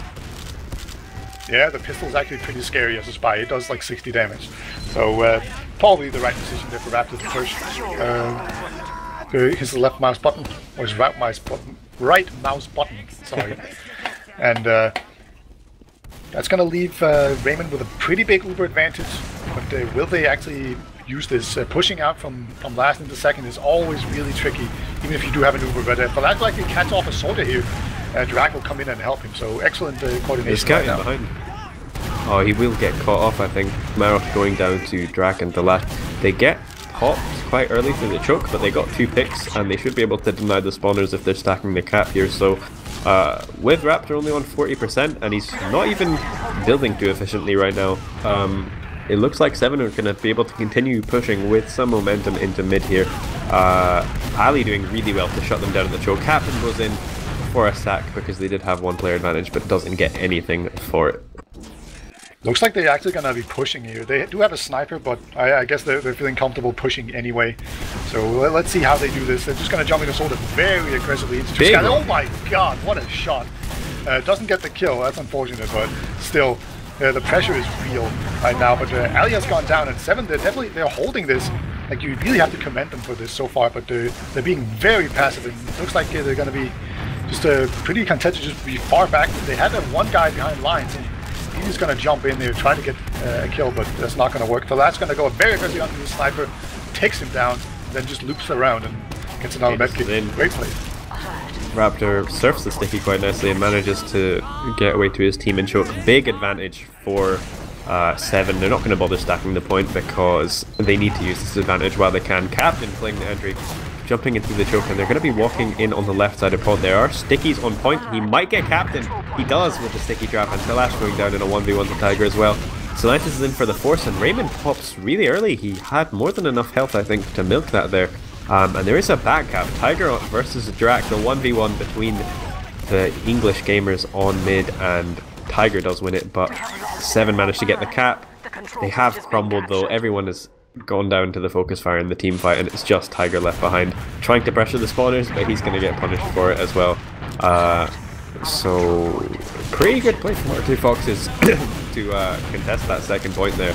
Thalash in the spawn, he's going to have to back spawn as well, and sizable full Uber advantage for Raptor. Yeah, they just keep winning these team fights and doing really well. I will say, like, so far Se7en, I think they've been doing a really good job of actually like shutting down people from running behind them. Like that's something I've been noticing on these last few pushes. They've been just committing a lot of manpower to actually just getting people behind them. It's Tiger has just now run behind here. It's actually going to be like a wraparound Uber, and I think they're going to get the medic here. Yeah, Raymond is just not going to be able to get out alive, and Ali is behind as well. This is a beautiful Uber right now, just completely wrapped around, completely enveloped Se7en, and so far they're just going to get completely wiped. A wonderful push. That was incredible. Really good play to wrap around in lobby and catch them off as they were pressuring from the second point. Se7en have been looking a lot better on this map. They're making a lot more of the kind of plays that Se7en make. Drac's finding those openings. They're holding the flank, and they're really pressuring some of the player advantages, but it did take a great push to beat it, and Arctifox is using that Uber advantage really well. They pushed in top PC, and they just took the space that wasn't covered, and they did it to perfection. Both messed up the roll, so they're both really, really slow. That's the exact opposite of what I would expect here. They're just going to be spamming people out here. As we see 2 soldiers in sewers here fighting, and Captain will beat out DD on that one. But now it's going to be Tiger just going in very aggressively along with Se7en, takes down Cadence right away. And Se7en even gets a second one. Here comes super high aggression right now. Se7en with the third kill. So Se7en is just cleaning up right now, doing so much work. And it's going to be a Soldier and a Scout. Oh my god, Flash is a god, but Se7en is too. Oh my god. Really good focus fire from the Scouts, really pressuring Raptor. Flash with some big damage shots there, and that was a really nice use of the advantage of hit scan over projectiles in close range combat like that. Just being able to put out the damage and using the Scout's mobility to avoid taking those rocket stickies and pipes. So well played to Thalash and Paddy, and again, this is a lot more of what we'd like to see from Se7en. I think they're playing at a good level right now, and they want to get a round on the board in return to losing that really close first round. Yeah, Maris is on Sniper. You know, he's going to try and pick off the medic here. I think he has been spotted. Yeah, he has indeed, so there's no way he's going to drop the medic here, right? So no, the Uber has already been popped here. They're going to try and take down the heavy right away, but they don't actually manage to do it. Finally they do good, but they spent the entire Uber basically trying to take down this heavy. Sentrygun has gone down as well. Now if they can just get the stickies off the point, they'll be in a really good position. The Demo Man is so weak, finally goes down. Paddy taking him down. And at this point, they probably just play the point, but getting killed is also very viable. Really good focus fire there. It was kind of risky after Cadis died from Silentes pushing behind them, but all the rest of the guys on Se7en, they knew that they just needed to focus fire and win the frags because there were some off classes still for Arctic Foxes. They managed to get the frags in really tight, closely fought situation, and they were all on really low health when they won it, but they managed to make it work. Going into this mid, however, Ali really fast to the mid. Cadis is actually walking from second. Drax in deep, but he does strafe around back to his sewers. Just a little bait there. And it looks like Cadis is going to contest the high ground on their side of the map while Silentes and Tiger are pressuring from the other side. Bomb in from Captain. Yeah, there's going to be opening kills right here. Both soldiers right on Se7en. Here comes Dragon from behind, takes down the medic. Great flank here from Drag. He's going to be fighting the soldier. He will win, but he did a lot of damage, and that's going to be another mid to Se7en. So they're looking a lot better now. They might even be... Captain, I think he's going to wrap around here and catch off a soldier. Oh, he doesn't realize there's a soldier in PC. So he's going to try and block the cap on mid, but he's just caught in a 1v1 with Delash. Big Uber advantage, and I think they know that Silentes is there, so they're just going to chase him down and get the frag. Now they've got pick as well as 100% Uber to push this last with. We do see the sentry on the far left side for Arctic Foxes. They don't have a heavy, crucially, but Marsh's on the sniper. They've popped around Se7en, taking control of the left side of the point. They've cleared the stickies from the point, they're pressuring the captain, but they've not dealt with the sentry quite soon enough. Cadis is in the panic room, and they're just playing the point again. The stickies weren't enough, and they get the cap. That was really... I'd say that was actually pretty bad, because they never took out the sentry. That's really... I think that's too bad. Like, they just needed a little bit more coordination there. It worked out, but had they not gotten the point right then and there, it would have been a complete disaster. Yeah. So, it was really tight. I think they just managed to make it work because Cadis went into panic room after they'd controlled the high ground. Drak going in really early actually on this mid, going into the enemy sewers, and we see Silentes and DD in really separate positions. Very aggressive pushing right here from Se7en. They're just really taking control of these mids. And then sick rocket there from Captain just takes down Tiger with the help of Flash. I think it's going to be to get another mid for Se7en. There's a soldier in onto the middle here. He gets taken down. Paddy cleaning him up. Soldier in the air. Oh my god, what an air run. Really nice rock. And Thalash will clean up that frag onto DD. Raptor manages to make it alive this time, and Marsh is still on sniper. Doesn't quite hit the glory shot. I think he knows better than to commit to that 1v1. And they will be on last. They should get spawners in time, but because Se7en still need to cap this, they're not going to be doing anything too aggressive. Thalash trying to go for something in bottom left, but he's not got the opportunity to do so. And without any off classes from the spawners, I think Se7en will be sending a sack in here or trying to make something happen. Marosh, on the other hand, is on sniper, and he's taking a sightline into lobby. He's just peeking out from this top lobby entrance. I don't know if he'll line anything up. Raymond's on the point right now, and he does get pressured a bit further back from Captain. Yep, getting pressured out there. So great job by the soldiers here to just box out anything, any potential threats. And you know, sometimes that potential threat is an actual threat, and it turns out it was. So just good play here. see Captain getting really hurt, but then the soldiers just rotate around, and once again Maris is going to be pretty well pressured. He actually has quite a lot of health right now, and he could probably go out for the hero shot, but it would be so risky. I don't think he's going to go for it. Just not going to be worth it. And we have once again the last versus Maris sniper duel. Yeah, and if this map is anything to go off, being that it's different from the first two, I think Thalash might win this one for once. They're peeking from Marosh from the shutter and Thalash from choke, but I think they've rotated to other positions now. They're trying to get something else to work. Marosh not even taking a sightline right now, he's just playing it safe. Going back into the spawn. Will he switch class? Switching loadout apparently. He's gone to the Machina. Just wants to body shot people. Yeah, that is pretty interesting. You know, giving up his gold. We don't see that often in sniper duels. Yeah, I guess he just want to just sit in a corner, crouching, and then just shoot through people and do a 170. But that's not going to work out. He was a little bit too exposed, it turns out. So Thalas will win that sniper duel, courtesy of his soldiers, and now he's going to be able to move in, presumably. But he has been spotted already, so he's going to have to back off here. I'm kind of surprised that Se7en hasn't taken lobby yet. If you take lobby, you open up so much space, and Tiger will just plus forward out there and take down the sniper.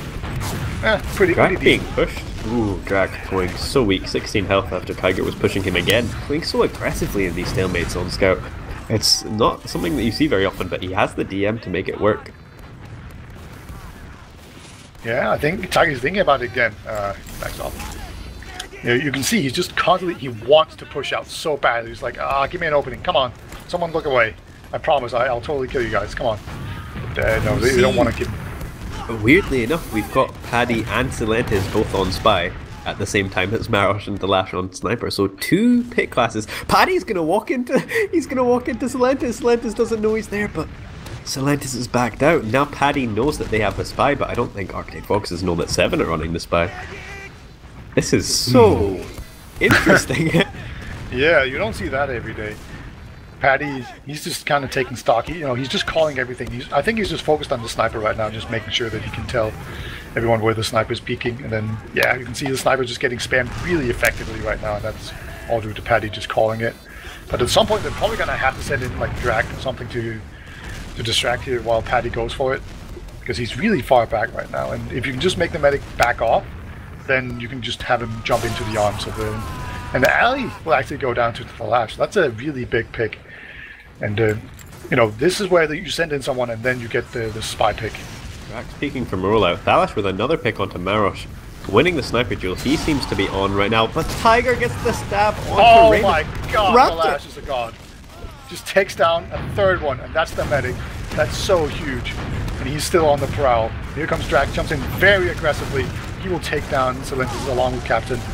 But that is just absolutely enormous. Scout in the sky. Maris actually takes down one, but will go down. Both medics died. Captain's on the point, but the spawners have come back in and they're going to be able to defend this after... I don't know. Oh my god, he got crashed again. And he gets Se7en! What? Oh my actual... That's incredible. That's insane. That is one of the most ridiculous sniper plays I've seen in seasons. Thalash with a miracle shot onto Raptor. And another onto Ali, and out of nowhere. I'm completely speechless. I'm lost for words. Especially after both the medics dropped on that last push. I mean, you would have thought that... So Tiger got the first pick onto Raymond. I think Se7en switched off Spy and Tiger went Spy. And they got the first pick onto Raymond, and then not even like 2 seconds later, Thalash gets the headshot onto Raptor, and it's just insane to watch. Marosh getting a headshot, and here comes Paddy. He's onto the medic. I think he got bumped into it. And unfortunately for him, everyone's just been moving forward, but nobody spotted Paddy. So Paddy might be able to just go forward. He hasn't been spotted at all. Mares will go down to a sticky trap here, and yeah, this push is actually looking pretty bad. So the spy might come into play here as they're backing off. Oh, the medic just barely looks into him, but he's gonna get forced anyway. Paddy had him super weak, and what a car crash off the push right here. And there's nothing that Arctic Foxes can do with this Uber. Se7en, on the other hand, running in deep with this Uber on their own terms. They get the pick onto DD. They know that the sentry gun's right side, they just need to spam it, but Drax, or Captain's the only heavy class in the fight right now. Drax getting in and they're getting some spam onto it, but Se7en is about to spawn and Drax gets cleaned up. Captain as well. This is not going well from Se7en. They had such a nice entry with that push, but they couldn't get anything done, and Raymond's gonna die and roll out. And he does, and it's just the Lash and Paddy left alive for Se7en. The Lash going for some sort of back cap play, but he's been spotted, and it's probably not going to amount to anything. Raptor and Ali, on the other hand, going to cap the second point. They won't be able to deny any spawners, so we will see 6 players alive on mid. Oh, maybe not actually, they just managed. Everyone else comes onto the point just in time and they deny Raymond, so no heals on the players on mid for Se7en, and Arctic Foxes are making use of it. They're pushing in, they've got so much damage. But Drac in the backlines gets a pick onto Marosh, and I think that's enough for Se7en to want to contest, but I don't know that they've counted in the Uber coming in for Raptor. Whoa, Tiger just beefed so hard. Oh man. Drax should have died there. Was it yeah, it was Captain. And I was going to see just the counter push out there. So Lenz is behind. He's going to get taken down by a nice pipe from Cadis. And this is just turned around. Just these last pushes have been super clutch right now for Arctic Foxes, but they couldn't quite manage to get in the middle here to deal with the back cap. And you can see Raptor, he's not even healing people. He's just so far back. He doesn't want to go too far forward. You know, he can just get picked off. But Se7en, they will back off as well. So eventually, yeah, go on. Sizable Uber advantage here, and they're going to mirror that one amazing push that Arctic Foxes went for, where they're Uber in from PC. Cadis can't get onto Raptor though. They knew that he was in rollout. They've got plenty of time still before he gets Uber, but they're just going to cap this out, and they definitely would have wanted more from that Uber than they got. I mean, especially after contesting mid with, I mean, I'm going to give it entirely to Drac with the pick on the flank and then the back cap just really put the time pressure onto Arctic Foxes, and you would have thought that they would have wanted more from that really good play. The scout Demo Man has gone in super aggressively, and oh my god, Ali does it again. Just jumps in and takes down Raymond with a crisp pipe. The push is still going on. Second is gonna get capped, but what a huge play by Ali. Oh my god, just jumping in there with the pipes. Such an individually skilled player on Demo Man, one of the most talented players in the game in that regard, makes these bombs work time and time again. Se7en is going really weak in the choke, but Thalash will try and secure the frag on it, and he doesn't quite get it. BB5M. Oh man, I was watching that from Kata's perspective, like just all of a sudden he just looks up and he just sees like a shovel in his face and then he's dead. It's great. And that's going to be Se7en pushed back to second. Yeah, they're going to be able to get second for free here, as only 3 players are alive for Se7en. Slight Uber advantage was for Raptor, but I don't think they'll be able to make too much use of it. And with 4 minutes left on the board and 1 round up for Se7en, Arctic Foxes will be looking to get something done here. They don't want to be 1 round behind against what's now looking like an informed Se7en, back onto what they usually play like, with a few rounds on the board. And 95% for Raymond as the Uber comes in. He should be able to get this, and he does get the counter pop in. Everyone else from Arctic Foxes are scattering. So Linda's gone behind line. He hasn't really been spotted, but okay, he does eventually take down the sentry gun. But yeah, this is definitely a really good hold here from Se7en. It's playing it well. Paddy does have a nice rocket there from Se7en, but eventually Thalash will clean it up. DD is coming in from behind, gonna jump into lobby, see if he can cause any ruckus here. He's actually threatening the back cap, and there we go, he's on the back cap. There's a soldier on him as well though, and he's going for the market gunner. No, can't quite get it, and Drac will take him down. But with the 2 of the players for Se7en being on last, I think Arctic Foxes know that there's not much on Se7en. Tiger's in after they get a pick onto Paddy, but he's going to go down to stickies from Cadis. Arctic Foxes are committing to this despite being on a 40% disadvantage. Cadis does get killed by the follow-up from Ali. Captain with the huge rockets. That's going to be curtains for that fight, as Raptors now is fighting for last in sewers, and he will go down eventually. DD could go for the play here. Oh, he gets air shot though in the skybox. This eventually gets taken down. He was going for the hero play, but he was not quite able to pull it off. And Se7en doing really well to shut down the aggression. I was surprised that they would commit to contesting that on second, but they managed to make it work. They draw out their Uber advantage long enough, and because they get the kill onto Raptor at the end of that, and another onto Se7en just now where Paddy trades. They've got their Uber ready to go for last. Raptor hasn't been building at all, so it's going to be a long time before they get. Tiger's in a really interesting position in PC. He's lining up a sideline, gets Raymond! Oh my god. Nowhere! That was when There's do you 2 see minutes people remaining. hiding on sniper?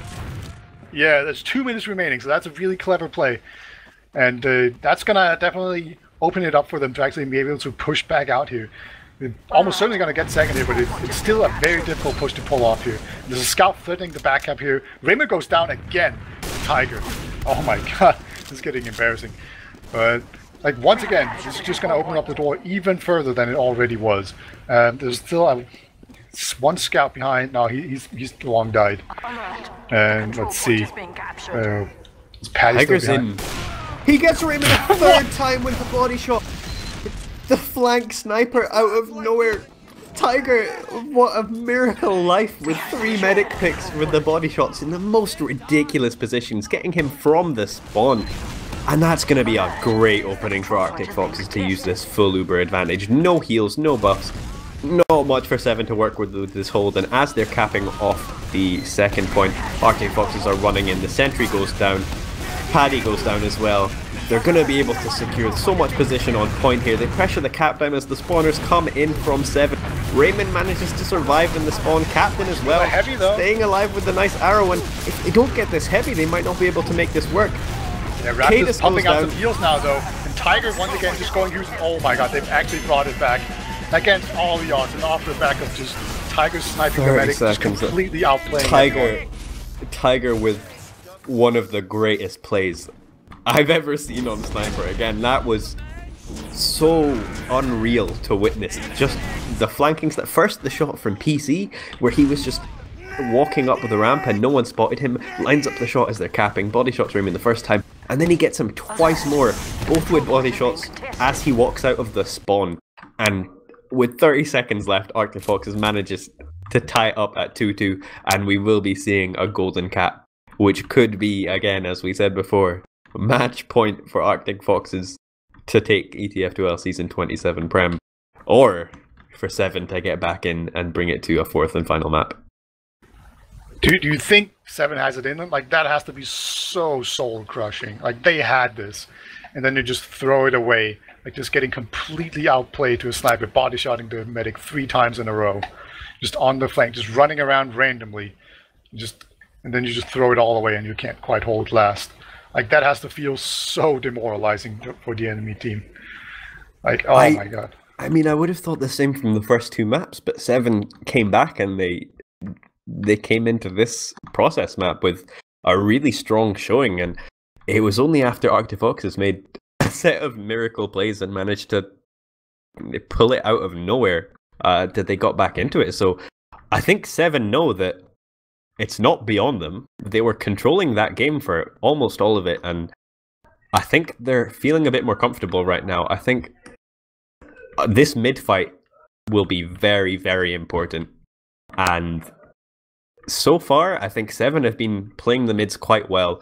I think they've been playing it quite safe, playing as a unit, getting the focus fire first picks, and once they get the first picks on the mid, they do tend to slow it down. But I feel like after the back of that play from Tiger, and that round just to bring it back into a golden cap, I think Arctic Foxes are going to have the momentum right now, and it's going to be an unstoppable object versus an unstoppable force versus an immovable object. And we're going to see Clash of the Titans here on this mid fight, as I think we're going live pretty soon, Beta.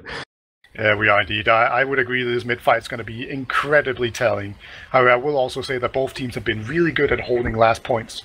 Like, they've been really good at just setting up sentries and heavies and just kiting Ubers forever.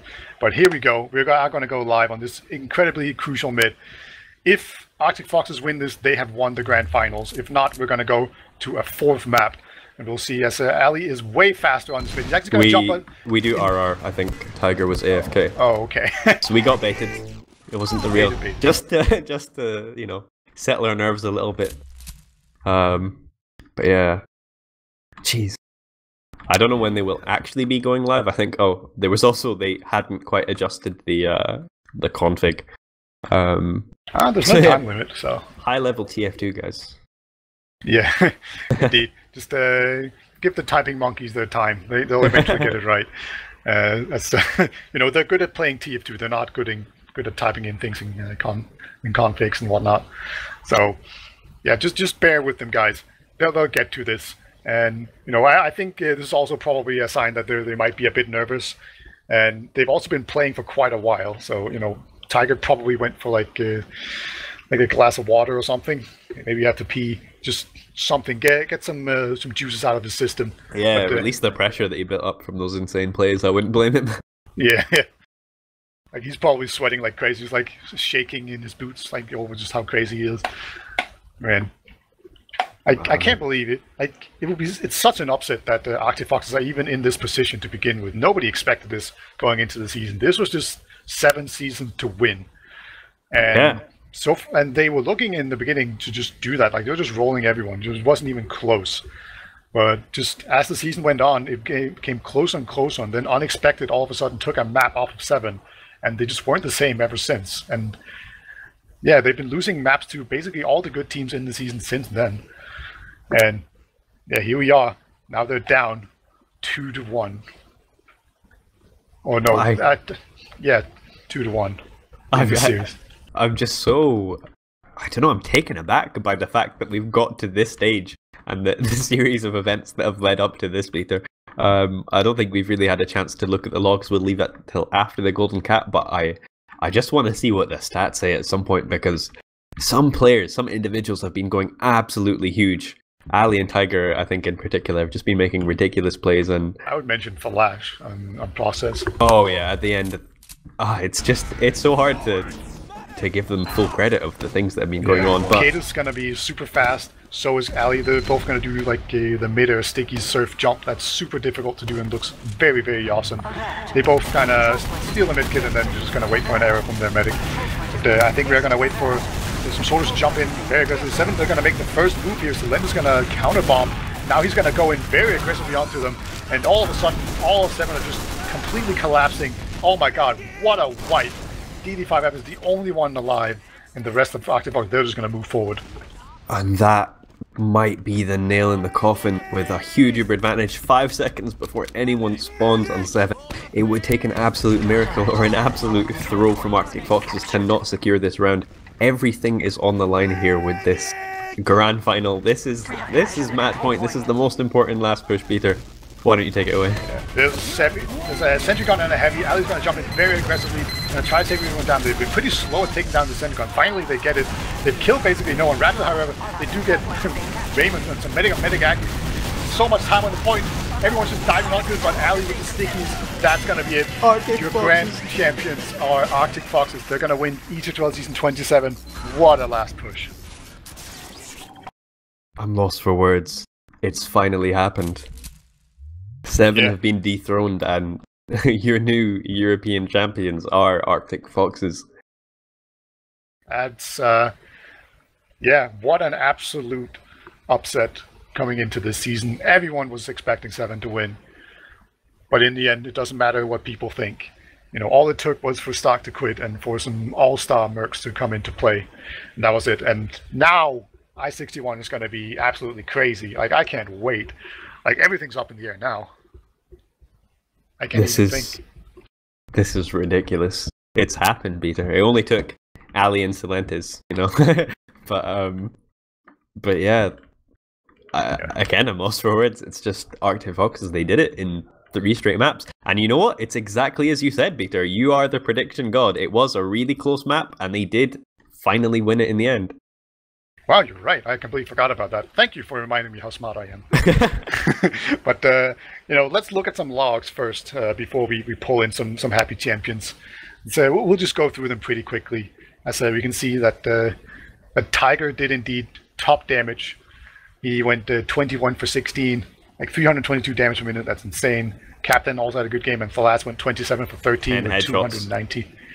And 10 headshots, not to forget. And then Maros had 9 headshots. Yeah, and once again, Paddy was at the bottom there, but overall had a pretty. But we have to. Game. I mean, I was saying going into the Golden Cap that they did have the momentum. It was so. I feel like that had to be so influenced from Tiger's play in 3 consecutive, lives for Raymond. 3 body shots on 3 different points. Tiger I want to point out that secured the advantage. Yeah. Yeah, he just secured that Uber advantage from coast to coast, from their second all the way to Se7en's last. And if it were not for that play, I think this would have been a different affair. I mean, first off, they wouldn't have had the golden cap, so we would have seen probably a fourth map, but that's got to be one of the most impactful sniper plays. And especially if we're considering that was the one that dethroned Se7en. I mean, credit to Tiger. Yeah, I want to point out that Tiger's sniper stats, he has 3 kills on 1 death, and he has no headshots. So it was like he shot like 3 times, and it was just all body shots onto the medic. That's nuts. All right, let's not look at these anymore. I want to talk to some happy champions. Let's just get them all in here. So we are joined now by a whole host of players. We have Maros, Raptor, Se7en, and Tiger in here. All hello, and DD5 as well, and Ali. The whole team. So, congrats. Hello. Sorry. Thanks, man. Yeah. All right, let's try and not have everyone talk at the same time. Otherwise, we're going to gain nothing from this. Hey. So. Yeah, I just want to say congratulations to Arctic Foxes first, of course, and I think we can all we've crowned an MVP, which is Tiger. So Tiger, congratulations, dude. How do you feel? Good, thank you. He's actually the worst player nominated. Can I ask what prompted you to go for that sniper play? Right. Because it's just baffling. What it was, so we obviously did that play in mid where we just wiped, basically. They took mid and went straight to second with Uberad. I was on sniper from forward. I went out, they were pushing top PC, so I went through lower PC, just fully charged up, and obviously killed Raymond on top. No one chased me into PC, so I went to mid in their choke, and then obviously that's probably the last place they're going to check for a sniper. And then Raymond just ran out and I killed him again, and then Drak tried to fight me on mid. And then I went to their top PC, like towards their top lobby, and Raymond just ran out again. from the first spawn, yeah, I saw that. But they just didn't do anything. So it was just sort of like a situational decision where it was one of those like where can I snipe from? That's easy, and I have 1 shot, and if I make it, he dies. If I don't, I die. You know. Because if it wasn't for those 3 body shots, I don't think you would have had the momentum to. Tie up the game, but it'd have been a 4th map. Yeah, that was insane. I think we could have won without it. I mean, yeah, but that was it really secured it. How did it feel I want to take it to the Mercs, Ali, Se7en. I know you guys have been playing with Raptor, so maybe it's not too unfamiliar from what you've been playing recently. But how did it feel to step in for the grand finals and to win? I'm quite used to it by now. I play with Ali. Pocket with Ali for a year on full tilt, so it's not really a big difference. Yeah. He still overextends, and I'm still there to carry him, so it's okay. Yeah. Except for when I don't. Okay, and then back to the actual team members. Let's take it to Raptor first. I know you'll probably want to brag a little bit. How are you feeling? I feel amazing. I won Prem, beat Se7en. With a team that doesn't scrim and 2 mercs. Can't complain about that. Yeah. Beer, do you want to ask some questions? I'm kind of still a bit taken aback. Yeah, we haven't talked to DD and Maris, so like obviously you guys, like what was your how did you think it was going to go before we went into it? Because we were kind of blown away by like the immediate 5-0. Like what was your guys' expectations going into this?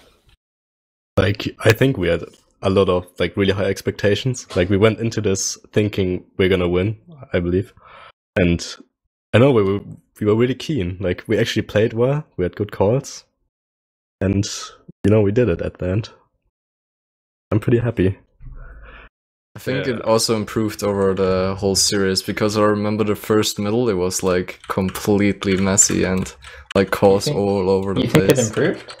We went from a 5-0? So 3-1. No, I mean, like if I compare the first middle, the calls, to now the golden cap middle. The first middle. It was just me talking. It was the funniest thing is, Ali actually had me local muted for the first 3 rounds on the first night. Yeah. For some reason, Amps had me local muted because Ali's playing on Amps' PC. It was on purpose. I just didn't want to get like intoxicated by your toxicness.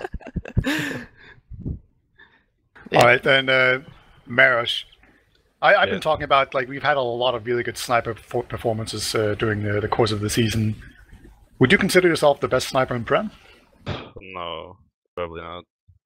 There's always someone better. There's Neo, there's Tiger, there's Talash. I don't think I'm the best, really. But I got carried, so yeah, I'm happy.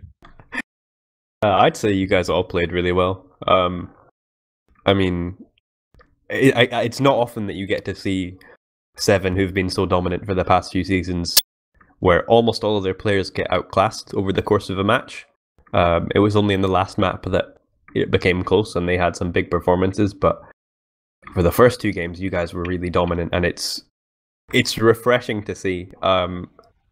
Is there anyone on Se7en that you think maybe didn't have a great game in the first two maps, or Paddy? I think Paddy.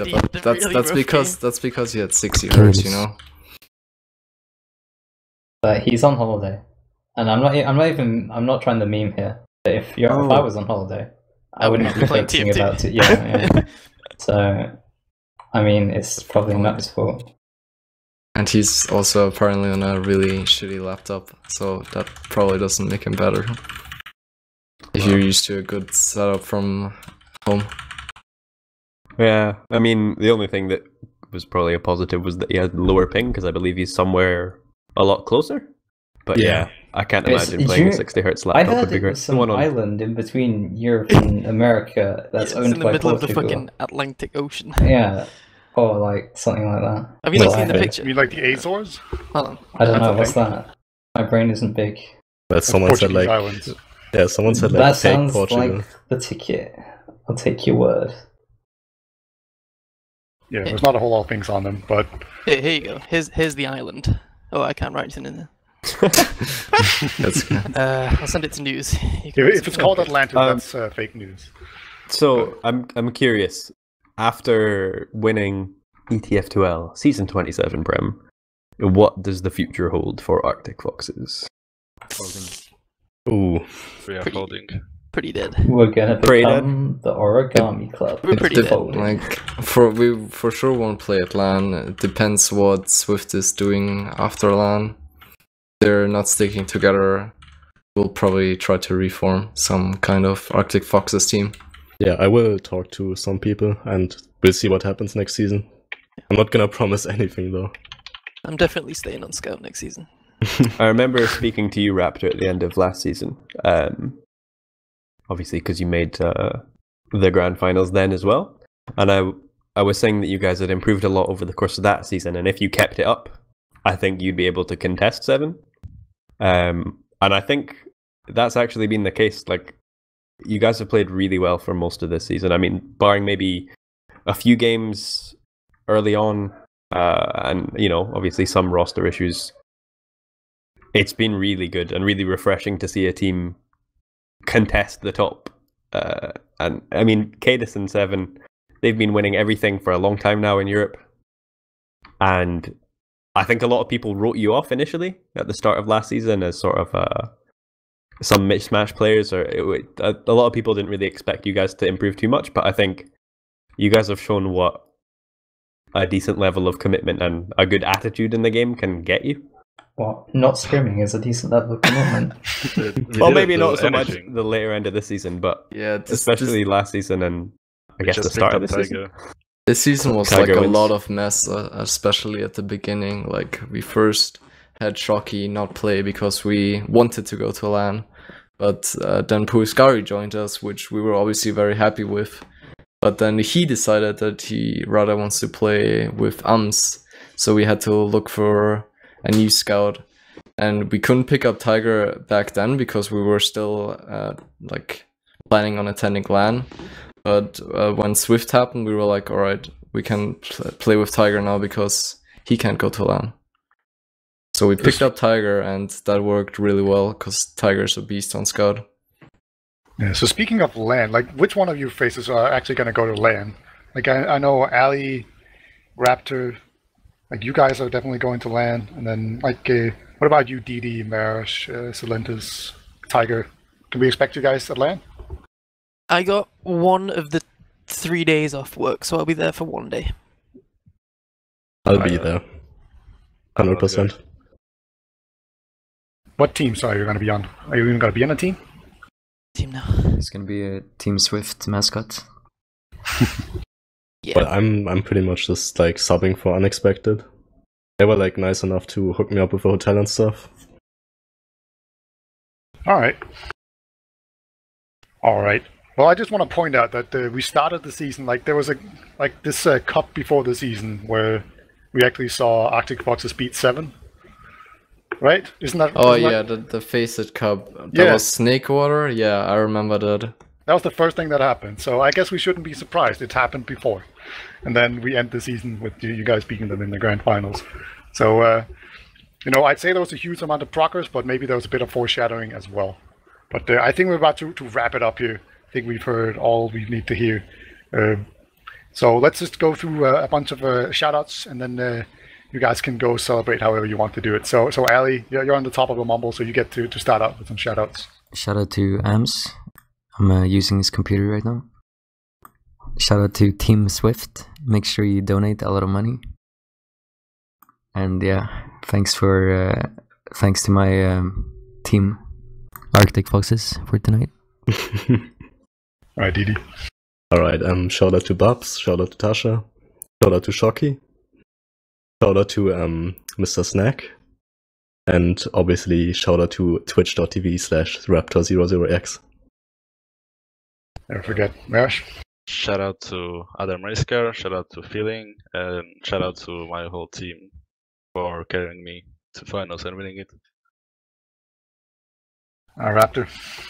I'm gonna do it short now. Shout out to twitch.tv/dd5f. Shout out to Psychos, Shocky, Adam, Feeling. Shout out to Swift, obviously donate to us. All right, and finally Tiger. Shout out to Moo. She's a very, very good mascot. Shout out to my team. It was a really fun season for like the second half of it at least. Shout out to Se7en. Obviously, it was a really fun. Well, at least for us, I guess for them as well. It was a fun series of games. Shout out to the casters. Obviously, they did a brilliant job. And shout out to the viewers as well. I came in before and there was like 1,200 views, which is a lot more than what I've seen in a long while. So yeah, nice to see. There's quite a lot of people watching. You'll probably have fun watching this VOD back. People just like to see Se7en die. Yeah. All right. Well, congratulations to you all once again, and that's going to be it for this season.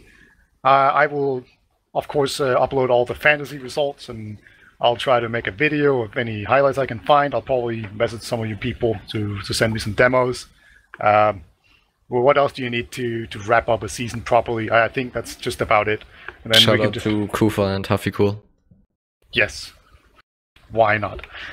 As yeah, we'll be ready to go into next season, and then we can look forward to a bunch of really nice stuff from I61. We'll all be working really hard to make that great. And then, other than that, just thanks for a great season, everybody. Thanks for watching. And Nuze, you get to take us out if you have anything you want to say. Well, Peter, I will say that I'm looking forward to the Season 27 highlights video. Maybe you can throw something together from the playoffs. That would be nice because of all the ridiculous plays we saw tonight. But other than that, I would quite like to get something to eat because I've not eaten since we started this, well, a while before that. And thanks for watching, guys. It's been fun to cast. Follow us on teamfortress.tv for all of your competitive TF2 needs. Thanks to Se7en and Arctic Foxes for playing, and we will see you next season. Oh, my dog in chat. Vote for me a demo of the season.